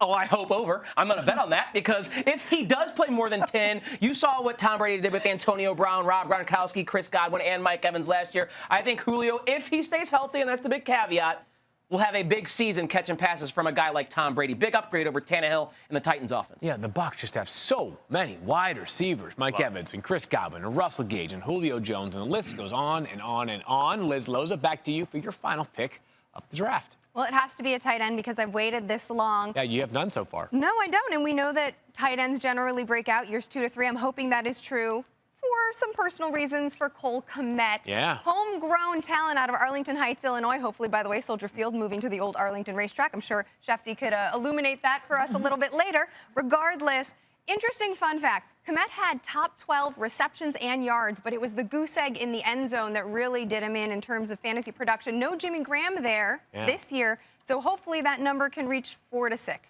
I could see that happening, that much for sure. And I'm talking about both the Bears moving to Arlington Heights and Cole Kmet having 4 to 6 touchdowns this year. Daniel, you're up next. You know, Field. What? What, Daniel? Come on. This is tough. There's a lot of wide receivers. There's so many wide receivers in this league is what the problem is. I think with this pick, understanding we're not at the end, I'm gonna go with Michael Gallup. Give me somebody. No, I didn't. How dare you? How dare you? That's worse than saying nothing. Like, he got you excited. Adam likes him. No, doesn't like him. No. Nope. I can put him on the IR list. I can wait for him to come back. I already have really good wide receivers, and he's on an elite offense. I mean, you know. In the 12th round, listen, you don't have to worry about him being available for week 1. He might be available in week 6, and that'd be okay for you because he's not going to start until then for you anyways. Yep. Eric Moody, you're up. Yeah, I think it's important when you get to these double-digit rounds, you want to obviously target players that have league-winning upside, but also I think it's important not to miss out on players that can help your team. So my pick for this round will be J.D. McKissick. Okay. Yeah, and so the Commanders, they brought him back, for a reason. I know a lot of people are like, wait, he's coming back? I'm like, yeah, he is. And so I think what's interesting, you look at the Commanders over the last 2 seasons, they lead the league in running back targets. And McKissick will play a role in that backfield, and he's a great option. And in this league, he's my, running back 5. So he's my 5th running back. And in a PPR format, can't pass that up. He got real money to return to Washington after spurning the Bills in free agency. Last pick here for Mina Kimes, who, for those that are unfamiliar, won the War Room League last year with a dominating finish to the season. She also picked 15th out of 16. Thank you so much for mentioning that. I'm going to wild out here. He's 391 on the ESPN rankings. Yes. But number 1 in my heart, it's Romeo Dobbs. Yes! I'm drinking the training camp Kool-Aid, or I guess psychedelic tea. I mean, did you guys see him in that first preseason game? He looks amazing. And look, if Aaron Rodgers is praising a rookie wide receiver in that room, by the way, I'm going to listen to him. It's a low-risk, high-reward choice, and I feel like it might seal the championship for me. I'm going to adjust my rankings. I need to get him out of the 300s at least. Like, can we at least get him into the 200s? Maybe even like the low 50s or something like that, Mike Clay. Can we work on that? Nope, we're hiding him down there. Okay, there it is. He's being stashed away. Sleepers are found. Stephania Bell, who has been dominating the draft like she always does. She is back up. Mark Andrews, one of your first picks. Who is your last pick? My last pick, looking for a guy with some upside. Guy I believe will surprise some people this year in his 2nd year in the league. Nico Collins down in Houston, playing across from Brandon Cooks. He and Davis Mills come into the league together. They spent the whole offseason together working. And with John Mechie, unfortunately, out for the year and recovering, that's not going to be a threat this year for Nico Collins. So he's really got some room for growth. They love him down there. And why not? Last round. Texans are cooking. They're up to something down there in Houston. Davis Mills, by the way, impressive player last year, considering the circumstances. We are down to our final 3 picks in the draft. Adam Schefter, pick number 118 is yours. Didn't Mike Clay and Damien Woody spell out the merits of a top wide receiver? Yeah. Draft? So if we're going to go this late and we're going to go for upside, why not take a shot on Treylon Burks? There we go. Why not? Right? Mixed reports. But the guy is somebody that they picked to replace A.J. Brown. We'll take a flyer on Treylon Burks and see how he works out. Incredible after the catch in college. Not necessarily the burner. He's got really good size, though. And to your point, Shefty, someone's got to catch passes. And A.J. Brown and Julio Jones, even though he wasn't very good, he is also gone from Tennessee. We're down to the final 2 picks. Mike Clay is champing at the bit for the opportunity to make this selection. Yeah, so I'm the only team without a quarterback. And this is probably the best evidence to wait at quarterback, right? We talked about that a little earlier in the draft. I'm staring at Tom Brady and Aaron Rodgers. Both were top 5 fantasy quarterbacks last season. Aaron Rodgers is the 2-time reigning MVP, never finishes lower than 9th. Tom Brady had the 2nd most pass attempts in NFL history last season. Somebody want to pick for me? I mean, I'll take either one. They're both great options. Brady. Give me Brady. Brady's higher in the rankings. I'll take him, but fine with either one. Yep. So, again, this is the reason why you can afford to wait on a quarterback, especially in a 10-team league, because there might be 14 good options, at least in my book. Final pick is our guy, Damien Woody, who started things off with Jonathan Taylor, who is the final piece of the puzzle. I'm going to go Irv Smith. Ooh. Okay. I'm going there. I think Tyler Conklin moved on. Kyle Rudolph. I think there's a lot of opportunity for Irv Smith in that Kevin O'Connell offense at the tight end spot. So why not? Got a hand injury right now, but expected to be available for week 1 of the regular season. Irv Smith, the final pick, Mr. Irrelevant, but very relevant as far as we are concerned here on ESPN and the fantasy team. 75,000 signups away from 2 million. Coming up next, we're dishing out some draft grades. Professor Clay is on the clock.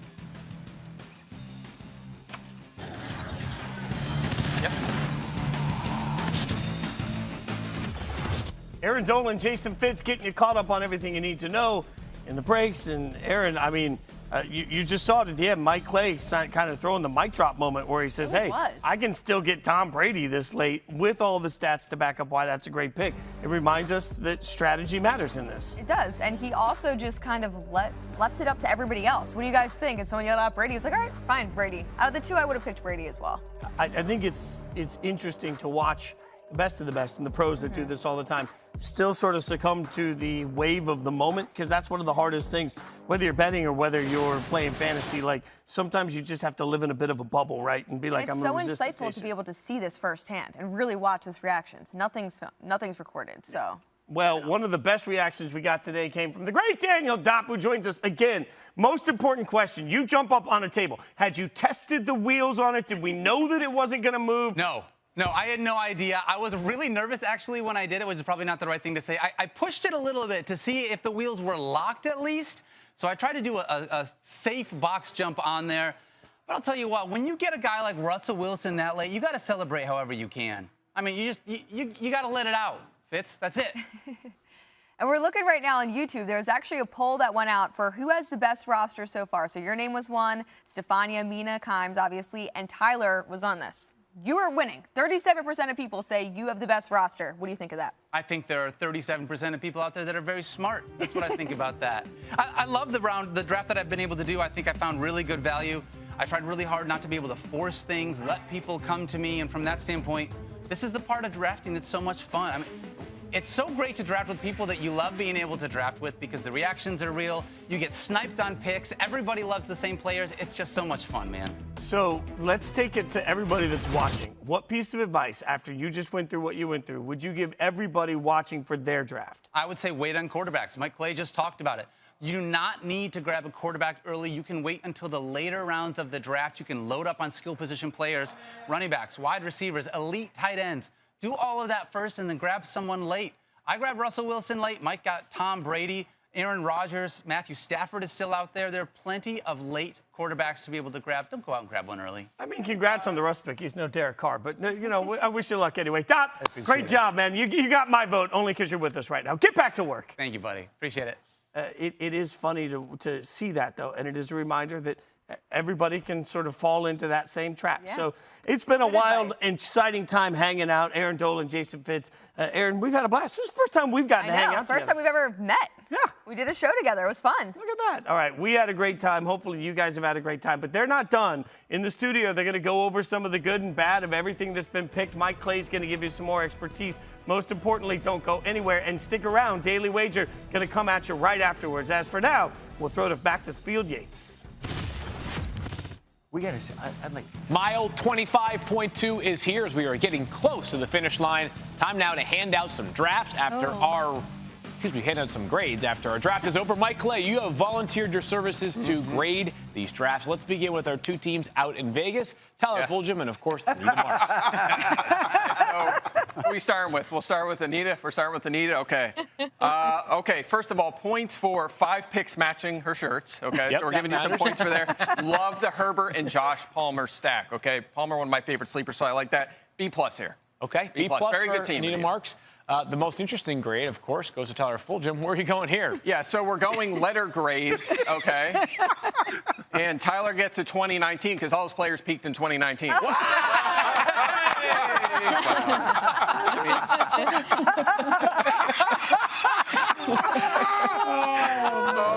Clay, That's it. That's all I got. That's all you got? That's all I got. Okay. There you have it. That's okay. Good day. By the way, a huge thanks to both Tyler Fulghum and Anita Marks. They're going to be on Daily Wager in just 11 minutes from right now. Be sure to check in. It's their football special show. We cannot wait for that. Great stuff, guys. We love having you be a part of it. All right, moving along here. We've got Liz Loza up next. She had the 8 slot. What do you think?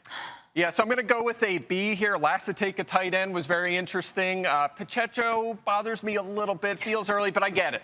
Late round, sleeper, fine. That's She's okay. a new teammate. Come on, throw a ball. I like Cam Akers a lot. It's a solid team. Solid team. I'm a harsh grader. I'll bring T-shirts. Okay. Maybe I'll get that's true. That'll work. You get points for that. Okay. Daniel Dopp is up next. He had the 7th pick.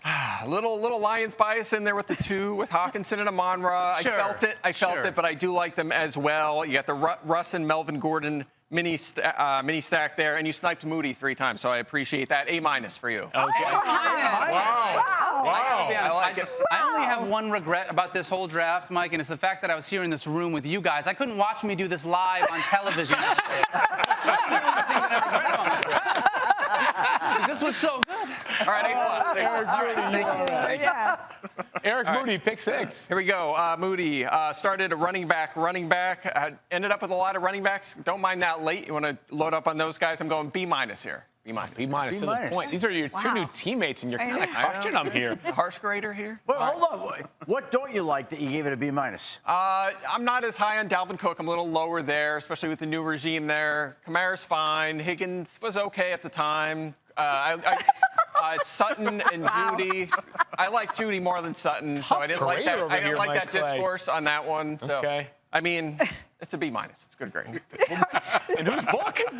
What was your college GPA? No comment. Yeah, no comment. Let's move forward here to pick number 6 in the draft, which, of course, belonged to Mina I feel like I'm Kimes. getting roasted. I'm supposed to be roasted. Hey, Mike, did you know that Mina won the War Room Championship last year? Yes, she did. And she might win this one, too, because I'm giving her an A. I like this team. Wow. Yeah, I think she followed the rankings that were in the draft room a little bit, so I like this a lot. I have a note here, too. She won the War Room League last year. It's on my page here. First time for everything, of well course. done. Mina Kimes gets Cooper Kupp 5th overall, which I know. It's impossible to repeat back-to-back seasons like that, but, God, at 5th overall feels like a steal. Yeah, and that's part of why I actually bumped her up, because I like that a lot. Getting her at 5, getting Cooper Kupp at 5. Of course, I like CMC at 2, but Kupp falling all the way to 5 is a value. Jones, Connor, a good value. We talked about that during the draft. So, good draft. And Mina, your patience paid off at quarterback. You get Kyler in the 9th round. Yeah, listen, I feel really good about that pick. I know I made a joke about the homework, but I actually think he is a tremendous quarterback. He's going to produce at a really high level. Just because of his ability to use both his arm and his legs, he's so explosive. Yeah, I'm excited to see what he does this season. Yeah, the only quarterback in NFL history with at least 70 passing touchdowns and 20 rushing touchdowns in the first 3 seasons of his career. Kyler, a unique player. That much is for sure. Let's move forward here to the next of our draft grades. And by the way, Stephania Bell. Up next for our draft grades, Austin Eckler, her first pick. And very invested in the Chargers and the Cowboys here. You got 2 from both of those teams, and they're pretty good offenses. I'm going with an A-. Give you a little minus here. I don't remember why. Oh, Zeke Elliott, of course, that's why. Not on that one. Knocked you for that, but otherwise, really good. Andrews, Judy, we just talked about him like that a lot. Drake London, one of my favorite sleepers this year. Good value on Adam Thielen. So, really good aside of death, taxes, and Do I get to nearly grade acing you your draft. on your J.K. Dobbins pick? No, we're out of time. Okay, just Marathon's over. Next one here, Shefty. Starts off with Jamar Chase. All right, Shefty. Love it. A+. Love this team. Love this team. He took the best guy in the draft room like every time. This is just smart. He knows what he's doing here. I'm not quite as high on Travis Etienne because James Robinson is going to be more involved than we thought. I'm worried about his rushing output, but I love the player. Chase, Adams, a great 1-2 punch. We talked about Fournette. That is excellent value. Jalen Waddle was terrific as a rookie. Lamar Jackson, you have a top 5 option there. Dalton Schultz was one of the best values at tight end in the draft. Draft. Miles Sanders, super undervalued this season. You get Devontae Smith in his second year. I could go on and on and on. We should have did a few more rounds. Shefty, Nailed it. At least one high-ranking source has said to me that this is, quote, Shefty's year in the war room. Does this A+ draft make you feel like that is an accurate forecast?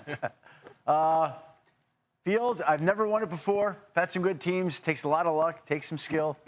I'll believe it when I see it. If we can just replicate this draft from tonight, when we do our draft the night before the NFL regular season 16 begins. teams is a lot tougher than 10. Oh, my gosh. You end up drafting 4 strings by the time we get to the last portion of the draft. All right, Mike. Wow, look at this one. Oh, my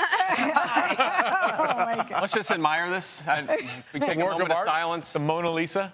Beautiful. Yeah. Wow. I don't see. Yeah, you get I a don't see a 0 mistake for on the here. 4th round, Wow. but other than that, Ooh. 0. let's see. And Mike waited all the way until the final round to grab a quarterback. Look He at went that. with Tom Brady. So you started off with Christian McCaffrey. You wrapped things up with Tom Brady. Solid team here, Mike. You're good at your job. As much as it pains the rest of us, I have you, to man. say so. Thank Fantastic at your Appreciate job. that. I give it a C. Moving forward here. No, that's C for Clay. We have another one. Damien Woody at the very first spot in this year's draft. Yeah, so Damien's way bigger than me, so I'm going to watch what I say here. But listen, man, too many quarterbacks.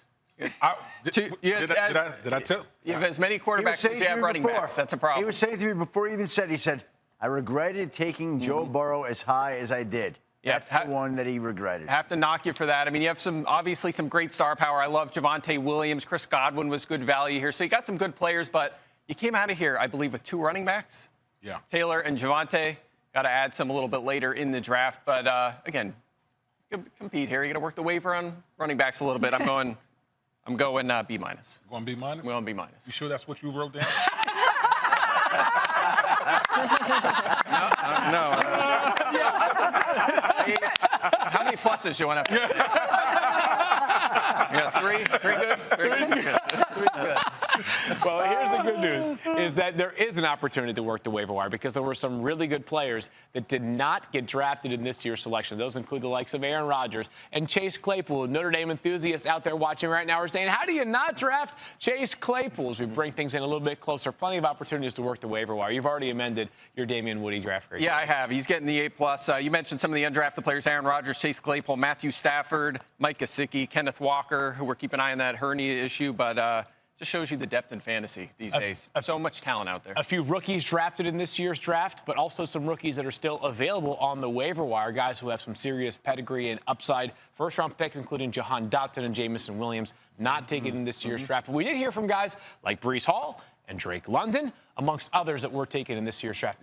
This feels like a solid impact rookie class, maybe not a dynamic impact rookie class. Yeah, I agree with you. And we could look to year 2 as well, even at the quarterback position, right? Trevor Lawrence is still out there, and Zach Wilson, and Mac Jones, and Davis Mills, maybe. You know, there's a lot of guys. Justin Fields, a lot of those guys. Every year, there's a second-year quarterback that makes a huge leap, if not multiple of them that do. And we took Trey Lance. That's it. We left everybody else out there. So, again, way to quarterback. I'm just saying, way to quarterback. Trey Lance, certainly an enticing second-year option at quarterback. We have just a couple minutes left here in the Fantasy Football Marathon. I want to thank everybody that is part of this draft. Stephania Bell, Eric Moody, Daniel Dopp, Liz Loza, Mina Kimes, who may very well win this. Anita and Tyler. Mike Clay did a great job handing out draft grades as well. Damien Woody and Adam Schefter. Has been a ton of fun to be a part of this with all of you. And, of course, our fearless director, Ed Curran, our incredible producer, Matt Harrington, all the people behind the scenes, they work harder than we can possibly put into words. And immeasurable thanks to all of them.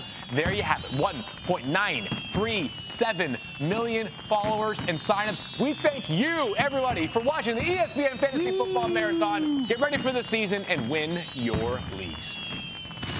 It is the moment you have all been waiting for. That's right. As the ESPN 2022 Fantasy Football Marathon gets started, I'm with you. I love you so freaking much. They're making y'all work today. Ricky Bobby once taught us, you're not first or last. Do you like can makers? I love him. Doesn't matter. What matters is that Sean McVay loves him. I cannot believe you guys let me grab Justin Jefferson at the 7th spot. Ragu has a Bristol barber? All you do is put a razor and do this, Shefty. I got to get this thing groomed. And the number 2 pick in tomorrow's Fantasy Marathon draft goes to Mclaren. He's Damien Woody. I'm taking Jonathan Taylor tonight, number 1. Are you Jonathan Taylor? I had you on my fantasy team. Frank Wright? All that nonsense you was talking about, pulling back the touches? No, sir, okay? Still doing karaoke later in the night. Field, if you want to come, you can do karaoke with us too, buddy. I'm looking forward to sleeping tomorrow night after the marathon is over. Little baby face went total assassin right there. I'll just read the scripts. Just read the scripts. Don't do this to me. I'll just go Travis Etienne. I know a few of you out there, based on my draft, may think I'm on some kind of performance-enhancing drug. Is this guy Tyler Fulghum even on the ESPN payroll? I don't know. No, I'm fine about it. Guys, I didn't travel in my entire closet. Then my captain, Russell Wilson, here I come, baby.